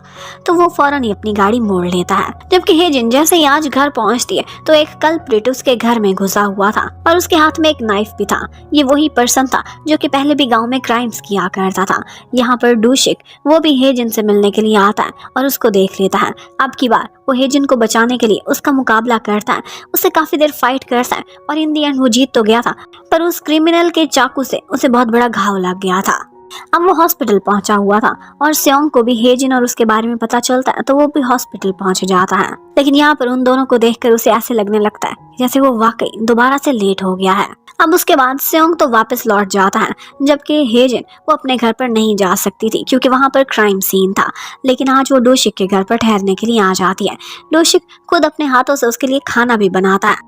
वो बहुत कहती है कि तुम्हारा हाथ जख्मी है, लेकिन वो कहने लगता है कि लास्ट टाइम तुमने जो मेरे किचन का हाल किया था, इतनी सारी सफाई करने से बेहतर है कि मैं खुद ही खाना बना लूं। और फिर इतने में हेजिन के पैर में क्रैम्प पड़ जाता है। वो बहुत प्यार से आता है और उसके पैर को सहलाने लगता है। ये सब कुछ हेजिन को बहुत स्पेशल लग रहा था, जो कुछ भी डूशिक उसके लिए करता था। यहाँ पर बातों बातों में डूशिक उसे बताता है कि मेरे दादाजी थे, मैं उनके साथ रहा करता था, लेकिन एक दफ़ा मैं खेलने के लिए बाहर गया हुआ था। जब वापस आया तो दादाजी की डेथ हो चुकी थी हार्ट अटैक से। अब तक मैं खुद तो गिल्टी फील करता हूँ कि अगर मैं उस दिन बाहर ना जाता तो शायद आज वो जिंदा होते। लेकिन हेजिन उसे समझाती है कि इस सब में तुम्हारी कोई गलती नहीं, तुम एक बच्चे थे और खेलना तो तुम्हारा अधिकार है। यहाँ पर डूशिक कहता है कि तुम वो सेकंड पर्सन हो जिसे मैं ये बात बता रहा हूँ। यहाँ पर हेजिन बहुत जेलस होती है कि फर्स्ट पर्सन कौन है जो इसकी लाइफ में मुझसे भी ज्यादा स्पेशल है। उधर सेओंग अकेले में बैठकर यही याद कर रहा था कि जैसे यूनिवर्सिटी के दिनों में वो हेजिन को लाइक करता था और उसकी केयर करता था, और तो उसके स्कम बैग बॉयफ्रेंड को उससे दूर रखने के लिए भी वो एक दो दफा अपनी टांग भी अड़ा चुका था। उधर हेजिन को रात को अकेले सोते हुए डर लग रहा था क्योंकि वो उस क्रिमिनल की वजह से बहुत डरी हुई थी। यहाँ पर डूशिक उसके पास आता है और बहुत प्यार से एक बुक पढ़कर सुनाते हुए उसे सुला देता है। यहाँ पर सोते हुए वो बार बार बड़बड़ कर रही थी और वो यही बात पूछ रही थी कि डूशिक बताओ ना कौन है वो फर्स्ट पर्सन। और ये सुनते ही डूशिक के फेस पर एक स्माइल थी। अब नेक्स्ट डे सारे गाँव वाले हेजिन की बहुत केयर कर रहे थे, उसके लिए फिक्रमंद थे और हेजिन को ऐसा लगता है कि जैसे उसने सियोल छोड़ा है उसके पास कोई परिवार नहीं था। तब अब उसके पास एक बहुत बड़ी फैमिली थी, पूरा गांव उसे अपनी फैमिली का मेंबर समझता था। मतलब हेजिन को पता चलता है कि नेक्स्ट डे डूशिक के दादा अब्बू की डेथ एनिवर्सरी है और वो गुजरते हुए कुछ चीजें उसके लिए खरीद लेती है ताकि वो एनिवर्सरी में पूजा में यूज कर सके। लेकिन नेक्स्ट डे वो ये देखकर हैरान रह जाती है कि पूरा का पूरा गांव कुछ ना कुछ ज़रूर बना कर लाया था डूशिक की हेल्प करने के लिए। वो सब एक परिवार की तरह से रहते थे। यहाँ पर हेजिन पीछे हट जाती है। उसे लगता है कि मेरी चीज़ें कुछ ज़्यादा स्पेशल नहीं क्योंकि मैंने खुद नहीं बनाई। लेकिन डूशिक बहुत प्यार से उसकी लाई हुई चीज़ें खोलता है और पूजा में रख लेता है और ये भी कहता है कि ये तो मेरे दादाजी की फेवरेट स्नैक्स हैं। अब उसके बाद वो दोनों इकट्ठे खाना खाते हैं। यहाँ पर सिर्फ वही दो थे। हेजिन बहुत केयर से उसे खाना सर्व कर रही थी और क्रैब्स भी खुद ही उसे पील करके देती है। ये बात उसे बहुत स्पेशल लगती है। कहता है कि ग्रैंडपा के बाद तुम ही मेरे लिए ये कर रही हो, वरना मैंने तो क्रैब्स खाने ही छोड़ दिए थे। यहाँ पर हेजिन के मुंह से निकल जाता है कि इसमें इतनी एफर्ट लगती है, ये सिर्फ वही कर सकता है जो आपसे बहुत प्यार करता है। और ये सुनते ही डूशिक भी हैरान रह जाता है और हेजिन भी एकदम ब्लश करने लगती है कि उसने क्या बोल दिया है। अब वो जल्दी जल्दी में वहां से जाने लगती है। जब वो पहुंचती है तो आगे उसके घर के सामने सेओंग खड़ा हुआ था। वो उसे अपने साथ एक रेस्टोरेंट में लेकर जाता है, लेकिन हेजिन उसके साथ खाना तो नहीं खाती। पर सेओंग उसे आज अपनी फीलिंग्स जरूर बता देता है कि वो उससे हमेशा से प्यार करता था जब वो लोग यूनिवर्सिटी में इकट्ठे थे, और आज भी उसके लिए फीलिंग्स सेम है। इतने सालों बाद भी वो उसे अपनाना चाहता है, लेकिन वो चाहता था कि हेजिन उसे अभी जवाब न दे, थोड़ा सोचे और समय ले। अब हेजिन काफी कंफ्यूज थी। उसे समझ नहीं आ रही थी कि वो सेओंग को यस बोले या फिर वो डूशिक के लिए फीलिंग्स रखती है। तो अब नेक्स्ट डे वो अपने क्लिनिक से छुट्टी करके मी सेओन के साथ सेओल सैर करने के लिए निकल जाती है, खुद को फ्रेश करने की खातिर। यहाँ पर हेजिन को याद आता है कि वो अपनी कर्लिंग आयरन तो ऑफ करना ही भूल गई है। तो यहाँ पर मी सेओन कॉल करती है और डूशिक से कहती है कि प्लीज एक फेवर कर दो, तुम जाओ और हेजिन के कमरे में जाकर उसकी कर्लिंग आयरन ऑफ कर दो, वरना सारा घर जल जाएगा। अब जब डूशिक उसके कमरे में जाता है तो वो देखता है उसके कमरे का जैसा हाल था वो बिल्कुल वैसा ही था। उसे समझ आ रही थी कि जैसे उसकी किचन का वो करके गई थी, जबकि उधर हेजिन सारा दिन अपनी मनपसंद की शॉपिंग करती है, मी सेओन के साथ एंजॉय करती है, पसंद का खाना खाती है। लेकिन पता नहीं क्यों उसका शरीर तो सेओल में था, लेकिन उसका दिल और उसका दिमाग दोनों कहीं उसी गांव में रह गए थे डूशिक के पास। वो बार बार बहाने से उनका जिक्र करने लगती है। और तो जब वो बारिश होते देखती है तो उसे अपने और डूशिक के बिताए हुए लम्हे याद आने लगते हैं। वो बारिश में फिर से भीगना चाहती थी, लेकिन मी सेओन हैरान थी कि तुम्हें तो बारिश से नफरत हुआ करती थी, तुम इतनी बदल कैसे गई। और उसी टाइम पर हेजिन को अपनी फीलिंग्स समझ आ जाती है कि ये सारा कुछ किसी और की वजह से नहीं बल्कि डूशिक की वजह से है। उसे उससे प्यार हो चुका है और इसी प्यार में वो अब तक बदली है। अब वो तुरंत ही वापस जाने का फैसला करती है और वहाँ जाती उसे तलाश करने लगती है। वो बीच पर बैठा हुआ था। वो उसे देखते ही दूर से कहने लगती कि मैं कल तक इंतजार नहीं कर सकती, मैं तुम्हें अभी बताना चाहती हूँ कि मैं तुमसे प्यार करती हूँ। हम बेशक कंपैटिबल नहीं, एक दूसरे से बहुत डिफरेंट है, लेकिन फिर भी मुझे तुम्हारे साथ खुशी मिलती है और मैं तुम्हारे साथ अपनी जिंदगी बिताना चाहती हूँ। अब वो कुछ भी जवाब देता वो उसके मुंह पर हाथ रख देती है कि अगर तुमने इनकार भी करना है तो आज ना करो, कल करना। क्योंकि आज वो बहुत खुश थी अपने दिल की बात करके। लेकिन डूशिक की आंखों में भी आंसू आ जाते हैं। वो उसे किस करके कहता है कि मैं भी तुमसे उतना ही प्यार करता हूँ। और फिर इसी के साथ ही हमें पता चलता है कि आज डूशिक ने हेजिन के कमरे में उसकी बचपन की एक फोटो देखी थी और ये फैमिली फोटो से देखते ही याद आ गया था कि वो और हेजिन दोनों बचपन में मिल चुके हैं, क्योंकि ये फोटो उसके दादाजी ने ही तो बनाई थी।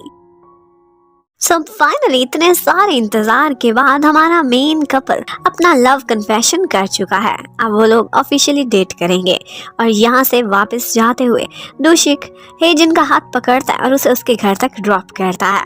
यहाँ पर वो दोनों ही एक दूसरे को देख कर बहुत खुश नजर आ रहे थे। यहाँ पर हेजिन डूशिक को बताती है कि कल मैं सेओंग से मिलने वाली हूँ क्योंकि उसने मुझे प्रपोज किया था और मैंने उसे एक रिप्लाई देना है। डूशिक ये सुनते ही बहुत जेलस होने लगता है, लेकिन हेजिन कहने लगती है कि वो मेरा एक अच्छा फ्रेंड है और मैं कल उसे हर बात क्लियर कर दूंगी, लेकिन शायद ये ना बता सकूं कि मैं डेट किसको कर रही हूँ। अब डूशिक को सेओंग का नाम सुनकर जेलसी तो बहुत होती है, लेकिन ऑफ कोर्स वो कुछ भी नहीं कर सकता था, चुपचाप वहां से लौट जाता है। अब उसके बाद वो एक नए कपल की तरह रात को सोने से पहले एक दूसरे को कॉल करते हैं और यहाँ पर डूशिक उसे बताता है कि मैंने तुम्हारे घर पर एक फोटो देखी थी, पता है मैं कौन हूँ? मैं वही लड़का तो हूँ जिसने बचपन में तुम्हें देखा था और तुम्हारी फोटो पर तुम्हें चीयर अप करने की कोशिश भी की थी जब तुम सैड दिख रही थी। एक्चुअली ये बात पहले से ही हेजिन को पता थी और वो कहने लगती है कि सिर्फ इतना ही नहीं है, जब मैं अपने डैड से नाराज होकर अपना घर छोड़कर आई थी तो मैं इसी गांव में आई थी अपनी मम्मी की याद को ताज़ा करने के लिए, लेकिन यहाँ पर तुमने ही मुझे अपने साथ जूस भी पिलाया था और कन्विंस किया था कि मैं घर वापस लौट जाऊँ।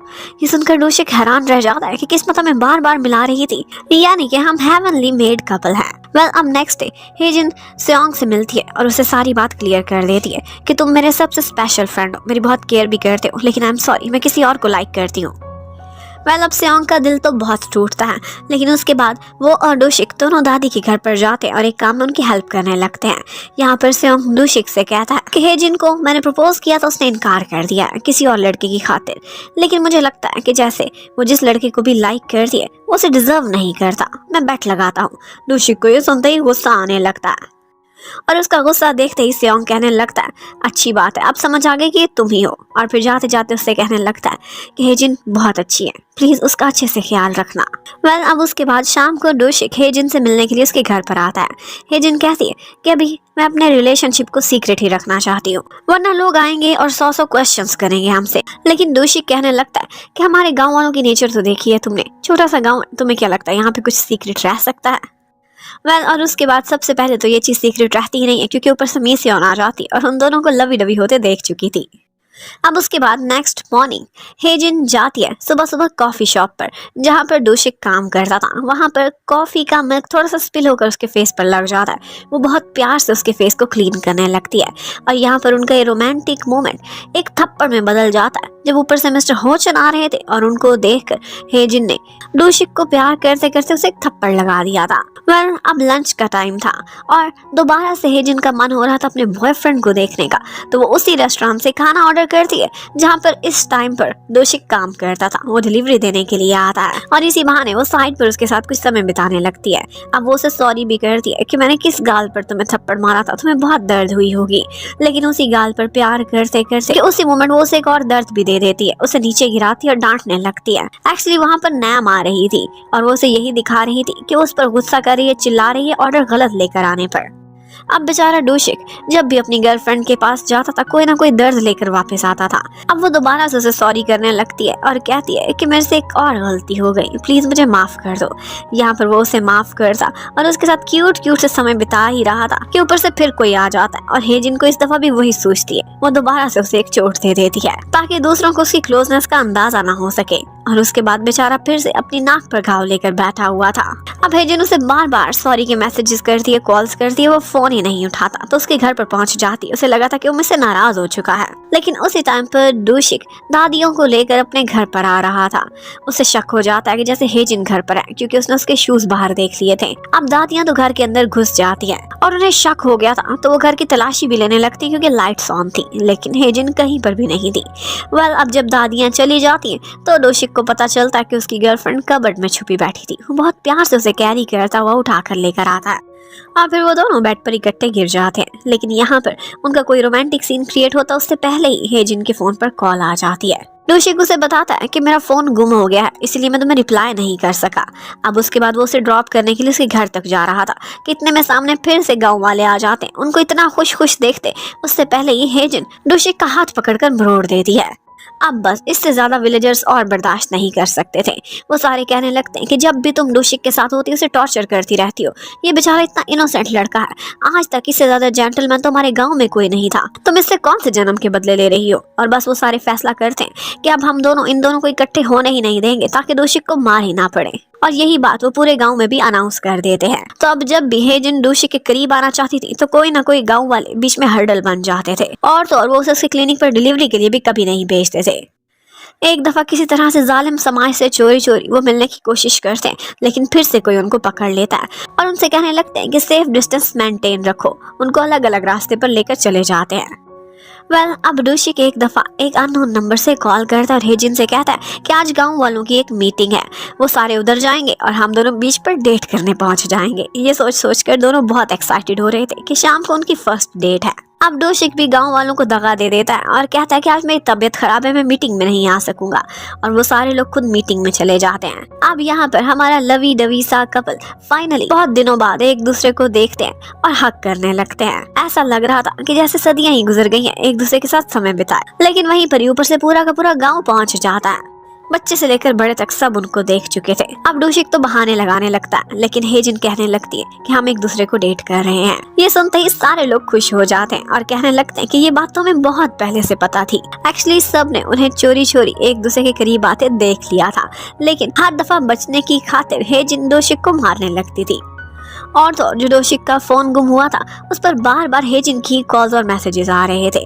इसलिए गांव वालों ने फैसला किया था कि हम इनको दूर करने की कोशिश करेंगे, ये ऑपोजिट पोल की तरह एक दूसरे के और चिपकेंगे और उसी टाइम पर हम इनको रंगे हाथों पकड़ेंगे। तो अब डोशिक और हेजिन किसी की भी परवाह किए बगैर इकट्ठे खुलकर एक दूसरे को डेट कर रहे थे और बहुत अच्छा समय बिताते हैं।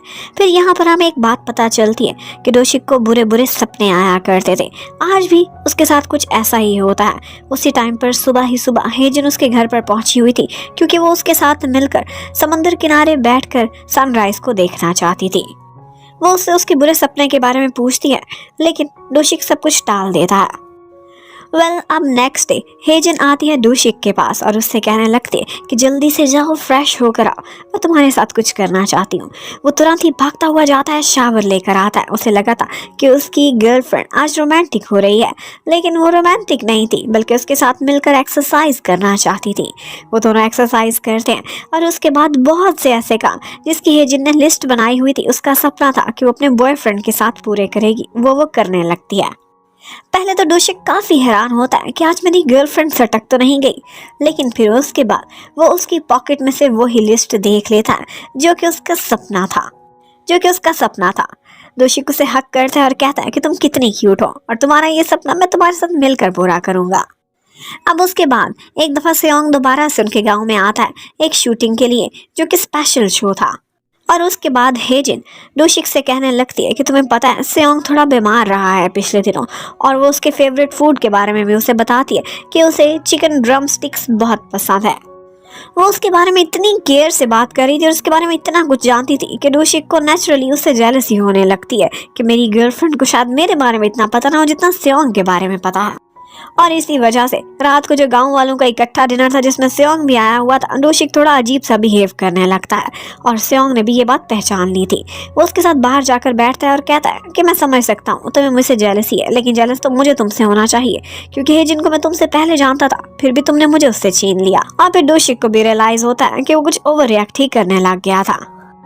वो जाता है और हेजिन को कहता है कि पता नहीं क्यों मैं ऐसा हो गया हूँ, जब भी तुम्हारे मुंह से किसी और का नाम सुनता हूँ तो मुझे सुपर जेलसी होने लगती है। और एक्चुअली ये जेलसी तो प्यार की निशानी थी। इस पर डोशिक शर्मिंदा होता है और हेजिन उसके बाद उसे माफ कर देती है। अब उसके बाद वीकेंड पर वो दोनों इकट्ठे जाते हैं सेओल में अपनी डेट मनाने के लिए। ये भी हेजिन का एक सपना था कि वो डोशिक को खुद जाकर शॉपिंग करा। वो उसके लिए एक जबरदस्त ड्रेस भी सिलेक्ट करती है और उसके बाद जैसा कि उसे खुद शॉपिंग का बहुत शौक है, वो जाती है और अपने लिए एक एक्सपेंसिव सा नेकलेस पसंद कर लेती है।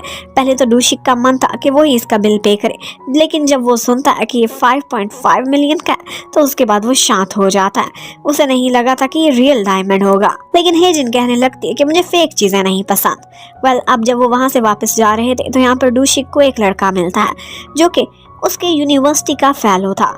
डोशिक उसे देखते ही हक्का बक्का रह जाता है। उसे देखकर लग रहा था कि उसे पुराने दोस्त को देखकर बिल्कुल भी खुशी नहीं हुई। वो लड़का उससे यही कह रहा था कि तुम कहाँ गायब हो गए थे, किसी दिन मिलेंगे। और डोशिक के फेस पर जो परेशानी थी वो हेजिन बहुत अच्छे से नोटिस कर सकती थी। और बस उसके बाद से डोशिक का मूड ही ठीक नहीं होता। वो बार बार खोया खोया दिखाई दे रहा था और हेजिन को भी समझ आ जाती है। तो अब नेक्स्ट डे शाम को डोशिक से वो मिलने के लिए जाती है। बीच पर उसने एक कैंप भी सेट किया था और बॉनफायर भी। वो दोनों यहाँ पर इकट्ठे बहुत खुश नजर आते हैं और डोशिक ने उसके लिए एक ज्वेलरी बॉक्स भी बनाया था जो कि हैंडमेड था। उसका इतना सारा प्यार देखकर हेजिन बहुत खुश हो जाती है और वो दोनों अपना क्वालिटी टाइम वहाँ पर स्पेंड करते हैं। अब उसके बाद अगले दिन डोशिक का बर्थडे था और उसी के लिए हेजिन उसके लिए एक जबरदस्त सूप अपने हाथों से प्रिपेयर कर दिया और वो मी सेओन को चेक कराना चाहती थी, लेकिन मी सेओन उसकी कुकिंग को अच्छे से जानती थी। वो कहती है कि मैं मरना नहीं चाहती, तो वो वही सूप प्रिपेयर करके उसके घर पर लेकर चली जाती है। वहाँ पर पूरे गांव वाले इकट्ठे थे उसकी बर्थडे सेलिब्रेट करने के लिए। पूरे गांव के लिए डोशिक बहुत स्पेशल था। अब उन सब के चले जाने के बाद हेजिन उसे अपना सूप देती है और वो बहुत मजे ले लेकर वो सूप पीने लगता है। उसकी बहुत सारी तारीफ भी करता है। हेजिन सोचने लगती है कि मैं कब से इतनी अच्छी शेफ बन गई। वो खुद भी वो सूप टेस्ट करना चाहती थी, लेकिन वो उसे रोक देता है। अब उसके बाद हमें दिखाते हैं कि सेओंग अक्सर ही उस गाँव में आया जाया करता था और यहाँ पर डूशिक से भी उसकी अच्छी दोस्ती थी। वो एक दो दफा उसके घर पर आकर खाना भी खाता है। सेओंग के साथ उसका एक फ्रेंड और कोलीग भी हुआ करता था अक्सर, और वो भी डूशिक को अच्छे से पहचानने लगा था। आज हेजिन के क्लिनिक पर उसकी सेओल से कुछ फ्रेंड्स आ जाती हैं, जो कि एक्चुअली उसे नीचा दिखाने के लिए आई थी कि तुम यहाँ पर रहकर कितना कमा रही हो और क्या क्या कर रही हो। लेकिन हेजिन, उसके पास भी हर चीज का करारा जवाब था। वो कहने लगती है कि यहाँ पर मैं बहुत खुश हूँ, और उसके बाद वो उनको एक कॉफी स्टोर पर ले जाती है। यहाँ पर उसकी एक्स कोलीग्स उसे बहुत जलीकटी बातें लगा रही थी, लेकिन तब उन्हें शांत होना पड़ता है जब वो वहाँ पर डूशिक को देखती हैं और देखकर हैरान ही रह जाती हैं कि हेजिन को यहाँ पर इस गांव में आकर इतना हैंडसम बॉयफ्रेंड मिला है। उन्हें नहीं लगता था कि गांव में भी इस तरह के लड़के होते हैं, लेकिन उन्हें लगता था कि चाहे जो भी हो, ये लड़का आउटडेटेड जरूर होगा। वो उसे अपने साथ गोल्फ क्लब में बुला लेती हैं, लेकिन वहां जाकर डूशिक जिस तरह की शॉट्स परफॉर्म करता है, उसे देखकर बस वो परेशान ही होती रहती है कि लड़का इतना परफेक्ट कैसे हो सकता है। और हेजिन, उसे तो अपने बॉयफ्रेंड पर और भी ज्यादा गर्व होने लगा था। अब यहाँ पर हेजिन बहुत नखरे से सबको बताने लगती है कि गांव में रहता है तो इसे नीचा मत समझना। इसने ओल नेशनल यूनिवर्सिटी से पढ़ा है, जहाँ पर जाने का सबका सपना होता है। लेकिन वहां से जाते जाते वो गर्ल्स हेजिन को कहने लगती हैं कि लड़का हमें मिस्टीरियस लगता है। अगर ये इतनी बड़ी यूनिवर्सिटी से इतना बड़ा इंजीनियर है तो यहाँ क्या कर रहा है? शायद इसका कोई डार्क पास्ट हो। अब वहां से वापस जाते समय हेजिन सारा रास्ता से यही पूछने लगती है कि तुम्हारी ऐसी कौन सी मिस्ट्री है जिसकी वजह से पूरे गांव में तुम इतने मिस्टीरियस मशहूर हो। एकदम से उसे ख्याल आता है कि तुम किसी वेल्दी फैमिली के इललेजिटिमेट चाइल्ड तो नहीं। और उस तरह की नॉनसेंस बातें सुनने के बाद डूशिक हंसता भी है, लेकिन थोड़ा थोड़ा परेशान भी दिखाई देता है। वो उसे बार बार पूछ रही थी कि ग्रेजुएशन के बाद 5 साल तुम कहाँ रहे थे। वो उसको सिर्फ इतना सा जवाब देता है कि मैं एक डेस्क जॉब एक ऑफिस में करता था, दैट्स ऑल, इसके अलावा कुछ भी स्पेशल नहीं।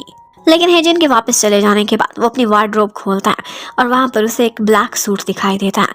उसे देखते ही उसे कुछ यादें आने लगती हैं। उसे बस एक कपल दिखाई दे रहा था जो उसे बहुत केयरिंग और अच्छे तरीके से बिहेव कर रहे थे। अब वो इसके पास्ट से कैसे जुड़े हैं ये तो हमें आगे जाकर पता चलेगा। अब उसके बाद नेक्स्ट डे हेजिन एक स्टोर पर खड़ी हुई थी। वहां की जो लेडी थी वो प्रेग्नेंट थी। अचानक ही उसे लेबर पेन होने लगती है। उस वक्त मौसम बहुत खराब था, बारिश होने की वजह से रोड्स भी बंद थे और वो लोग उसे टाइमली हॉस्पिटल नहीं पहुंचा सकते थे। इसी वजह से वो उसे डूशिक के घर पर लेकर जाती और फिर सक्सेसफुली वो उसकी डिलीवरी भी करती है। हेजिन ने ऐसा पहले कभी भी परफॉर्म नहीं किया था। हेजिन गई लाइफ में फर्स्ट एक्सपीरियंस था, लेकिन एक नई जान को इस दुनिया में लाकर उसे बहुत खुशी फील होती है।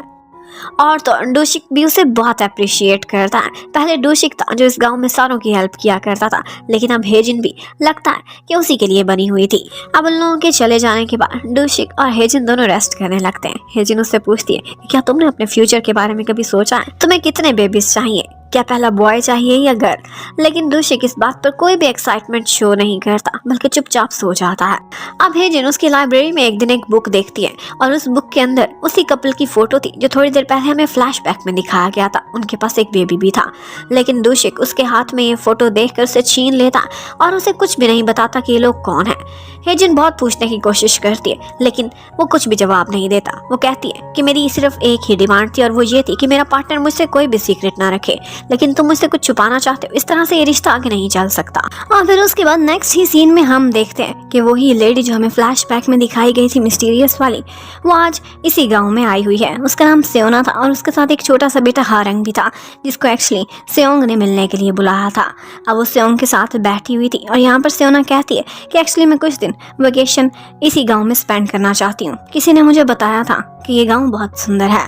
अब ये जो किसी है वो ऑफ कोर्स कोई और नहीं बल्कि डूशिक ही होगा। उधर डूशिक हेजिन से सुलह करने की, उसे मनाने की बहुत कोशिश करता, लेकिन वो हर बार उसे यही कह देती थी कि हमारा रिश्ता वापस पहले जैसा तभी होगा जब हमारे बीच कोई राज ना हो। लेकिन अब ऐसी कौन सी बात है, डूशिक बता नहीं सकता और हेजिन उसके बगैर उससे कभी सुलह नहीं करेगी। वो उसके घर के बाहर खड़ा रहता है, लेकिन हेजिन उससे मिलने के लिए बाहर नहीं आती। उधर सेओंग को भी अंदाजा हो चुका था गाँव वालों की गॉसिप्स के थ्रू कि किसी बात की वजह से डूशिक और हेजिन आजकल दूर दूर हैं। वो डूशिक के पास जाता है। डूशिक उससे कहने लगता है कि देखो हेजिन की लाइफ एक खुली किताब की तरह है, वो बहुत ट्रांसपेरेंट है, लेकिन मैं थोड़ा वेज हूँ। सेओंग उसे कहने लगता है कि देखो उससे कुछ भी ना छुपाओ, जो भी तुम्हारे मन में है, जो भी बात है उसके सामने क्लियर कर दो। मुझे लगता है कि वो तुम्हें एक्सेप्ट करेगी खुशी खुशी दिल से, उसके लिए जो भी तुम रियल में हो।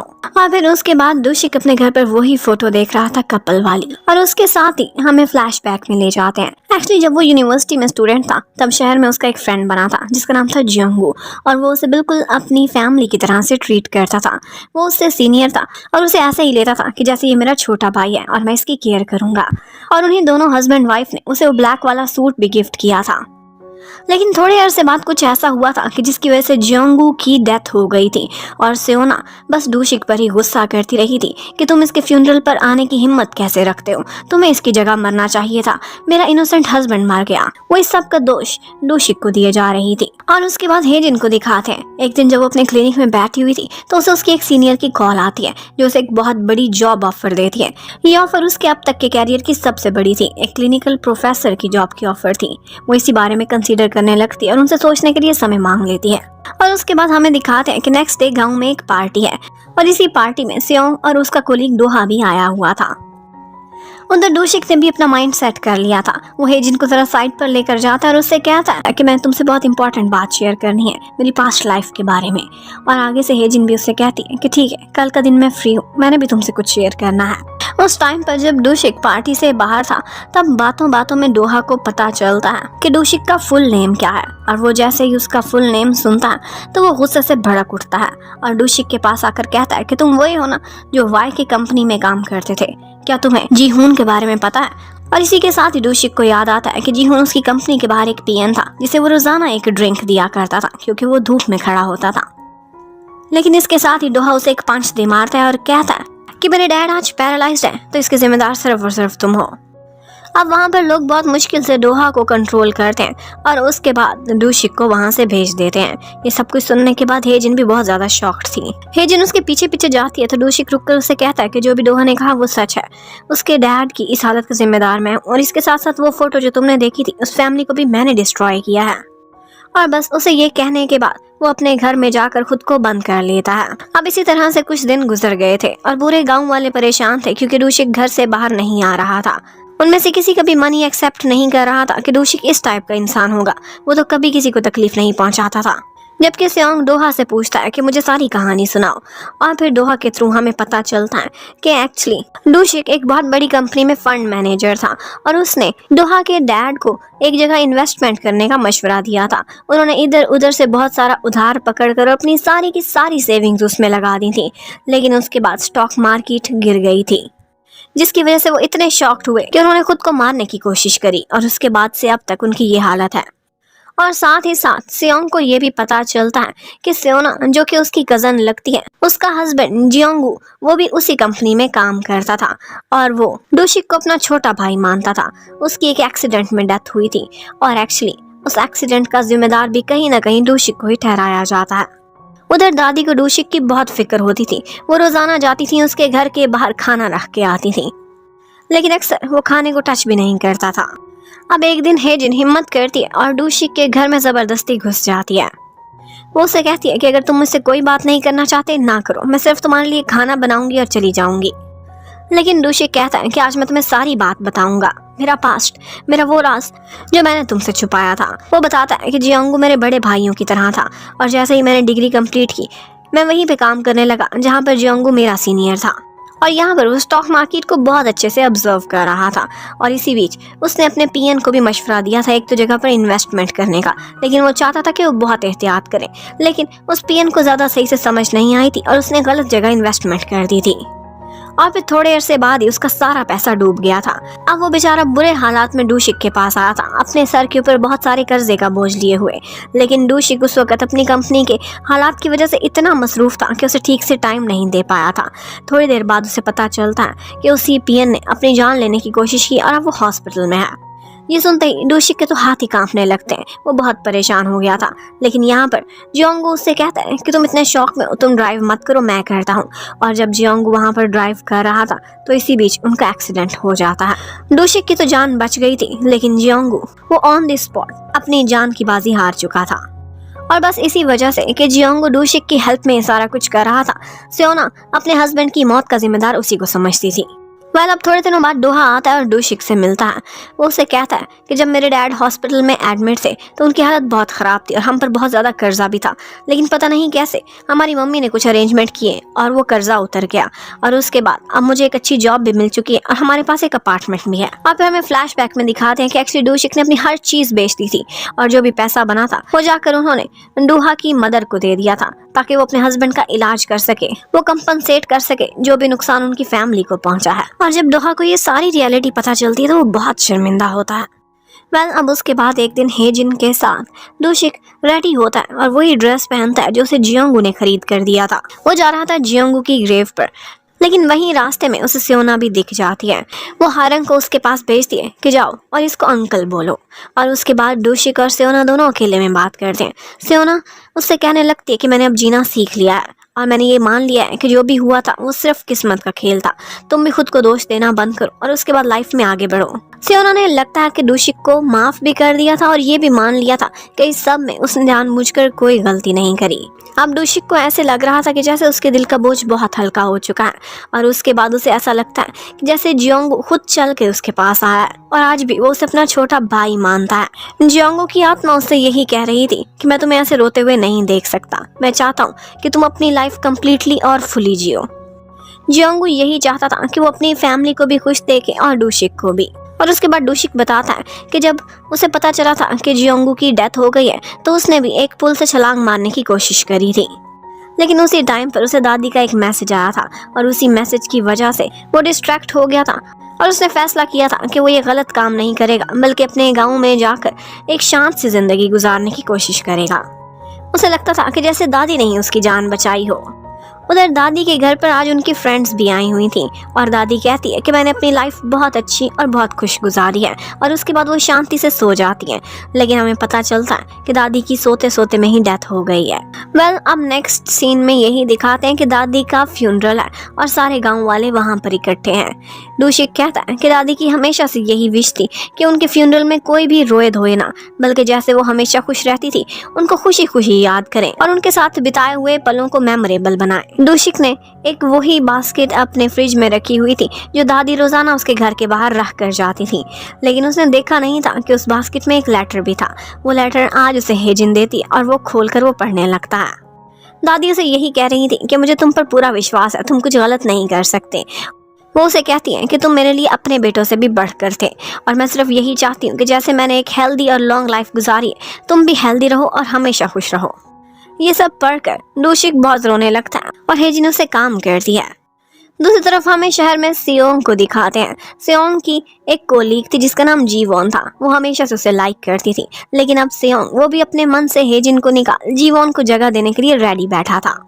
अब उसके बाद एक दफ़ा हेजिन डूशिक को बताती है कि मुझे कितनी बड़ी जॉब की ऑफर हुई है सियोल से। वो आगे से उसे कहता है कि जैसे तुम्हारी खुशी वैसे ही मेरी खुशी, तुम हमेशा से सियोल वापस जाना चाहती थी, लेकिन वो उसे कहने लगती है कि हाँ मैं जाना चाहती थी, अब नहीं चाहती। मेरा मन करता है कि मैं यहीं पर रहूँ और यहीं के गाँव वालों को सर्व करूँ, मुझे यहाँ पर पीस ऑफ माइंड मिलता है। और फिर उसके बाद नेक्स्ट डे हेजिन अपने 3 दिन के ट्रिप पर सियोल चली जाती है और वहाँ पर उसने अपनी फैमिली से भी मिलना था। अब ये 3 दिन डूशिक पर बहुत भारी गुजरते हैं। उसे अपने घर में भी हर जगह पर हेजिन दिखाई दे रही थी और तो उसका गांव में किसी भी काम में कोई मन नहीं लग रहा था। वो जो काम करता था वो उल्टा ही हो जाता था। उसे समझ नहीं आ रही थी कि वो हेजिन के बिना इस तरह से 3 दिन भी नहीं काट सकता। और फिर उसे जैसे ही पता चलता है कि हेजिन वापस लौट आई है तो वो पागलों की तरह से दौड़ता हुआ जाता है और उसे हक कर लेता है। हेजिन ने फैसला किया था कि अब वो डूशिक से शादी कर लेगी। मी सियोन से मशवरा लेती है कि मैं उसे कैसे प्रपोज करूं। ऑल्दो हमेशा बॉयज ही प्रपोज करते हैं, लेकिन हेजिन किसी भी तरह से बॉयज से कम नहीं थी। वो हमेशा ड्राइविंग पोजीशन में रहना चाहती थी, तो कुछ आइडियाज पर वर्क करने लगती है और उसके बाद वो एक मैसेज करके डूशिक को अपने पास बीच पर बुलाती है। यहाँ पर वो उसके और अपने बिताए हुए पलों को याद करती है। यही वो फर्स्ट पॉइंट था जहाँ पर उसने पहली दफा डूशिक को देखा था। वो अपने और उसके पेयर ऑफ शूज साथ में रखती है और कहती है कि मैं चाहती हूँ कि हमारे घर के दरवाजे के बाहर हमारे पेयर ऑफ शूज ऐसे इकट्ठे रहें और वो भी सारी जिंदगी। और इसके साथ ही वो उससे कह देती है कि क्या तुम मुझसे शादी करोगे। और आगे से डूशिक के मुंह से नहीं निकल जाता है। इससे पहले कि हेजिन शॉक्ड होती, वो कहने लगता है कि ये सब तो मैंने बोलना था, ये तुमने कैसे कह दिया, मैंने तुम्हें प्रपोज करना है। अब डूशिक को बहुत अफसोस हो रहा था कि वो इस मामले में हेजिन से कैसे हार सकता है, इसमें तो बॉयज को आगे होना चाहिए। अब वो कहने लगता है कि यहीं पर ही सर्फिंग करते हुए मैंने पहली दफा तुम्हें देखा था और तुम्हारी फोटो मेरे दिल पर ऐसे प्रिंट हुई थी कि आज तक निकली ही नहीं। और फिर इसके साथ ही वो उसे एक एक्सपेंसिव सा नेकलेस गिफ्ट करता है और कहता है कि क्या तुम मुझसे शादी करोगी, और इसके साथ ही वो यस कर देती है। लेकिन एक वेव के साथ ही एक जूता उड़कर कहीं चला गया था और उसके पीछे दोनों ही पानी में जाकर भीग जाते हैं और बहुत सारा एंजॉय करते हैं। अब डूशिक और हेजिन दोनों बहुत खुश दिखाई देते हैं। दोनों आपस में डिस्कशन कर रहे थे कि शादी के बाद वो लोग घर और अपनी वर्क लाइफ को कैसे मैनेज करेंगे। और फिर इसी तरह से डिस्कशन करते करते वो दोनों एक दूसरे के काफी क्लोज हो जाते हैं। और उसके बाद हमें नेक्स्ट मॉर्निंग का सीन दिखाते हैं। डूशिक अपने हाथों से अपनी हेजिन के लिए नाश्ता बना कर लाया था और वो उससे कहता है कि आज बाहर क्लीनिंग ड्यूटीज है और हमें जाना ही पड़ेगा। और वो जैसे ही बाहर निकलते हैं गांव वाले सब सफाई कर रहे थे। हेजिन तुरंत ही अनाउंस कर देती है कि हम दोनों शादी करने वाले हैं। सभी उनको देखकर बहुत खुश हो जाते हैं, जबकि उधर सेओंग ने भी अपने कोलीग जी वॉन को प्रपोज कर दिया था। और फिर उसके बाद लास्ट सीन यही होता है कि हेजिन ने वेडिंग ड्रेस पहना हुआ था और डूशिक भी बिल्कुल एक ग्रूम की तरह से रेडी खड़ा था। उन्होंने फैसला किया था कि वो अपना फोटोशूट इसी गांव में करेंगे जहां पर उनकी मेमोरीज जुड़ी हुई हैं। अब वो जैसे ही बाहर निकलते हैं तो उनके फ्री के परिवार के मेंबर वहां पर उनके साथ अटैच हो जाते हैं और उनके ये सीन जो वो मेमोरेबल बनाना चाहते थे वो उनको अनोइंग करने लगते हैं, उनको बार बार डिस्टर्ब करके। यहाँ पर डूशिक हेजिन के साथ मिलकर एक प्लान बनाता है और वो लोग 3 तक काउंट करके कैमरा उठाते हुए वहां से भाग जाते हैं। और उसके बाद डूशिक उसे अपने दादाजी की बोर्ड के पास लेकर जाता है जहाँ पर उसकी दादी का नाम लिखा हुआ था और हेजिन चाहती थी कि अब इस बोर्ड पर मेरा भी नाम लिखा जाए।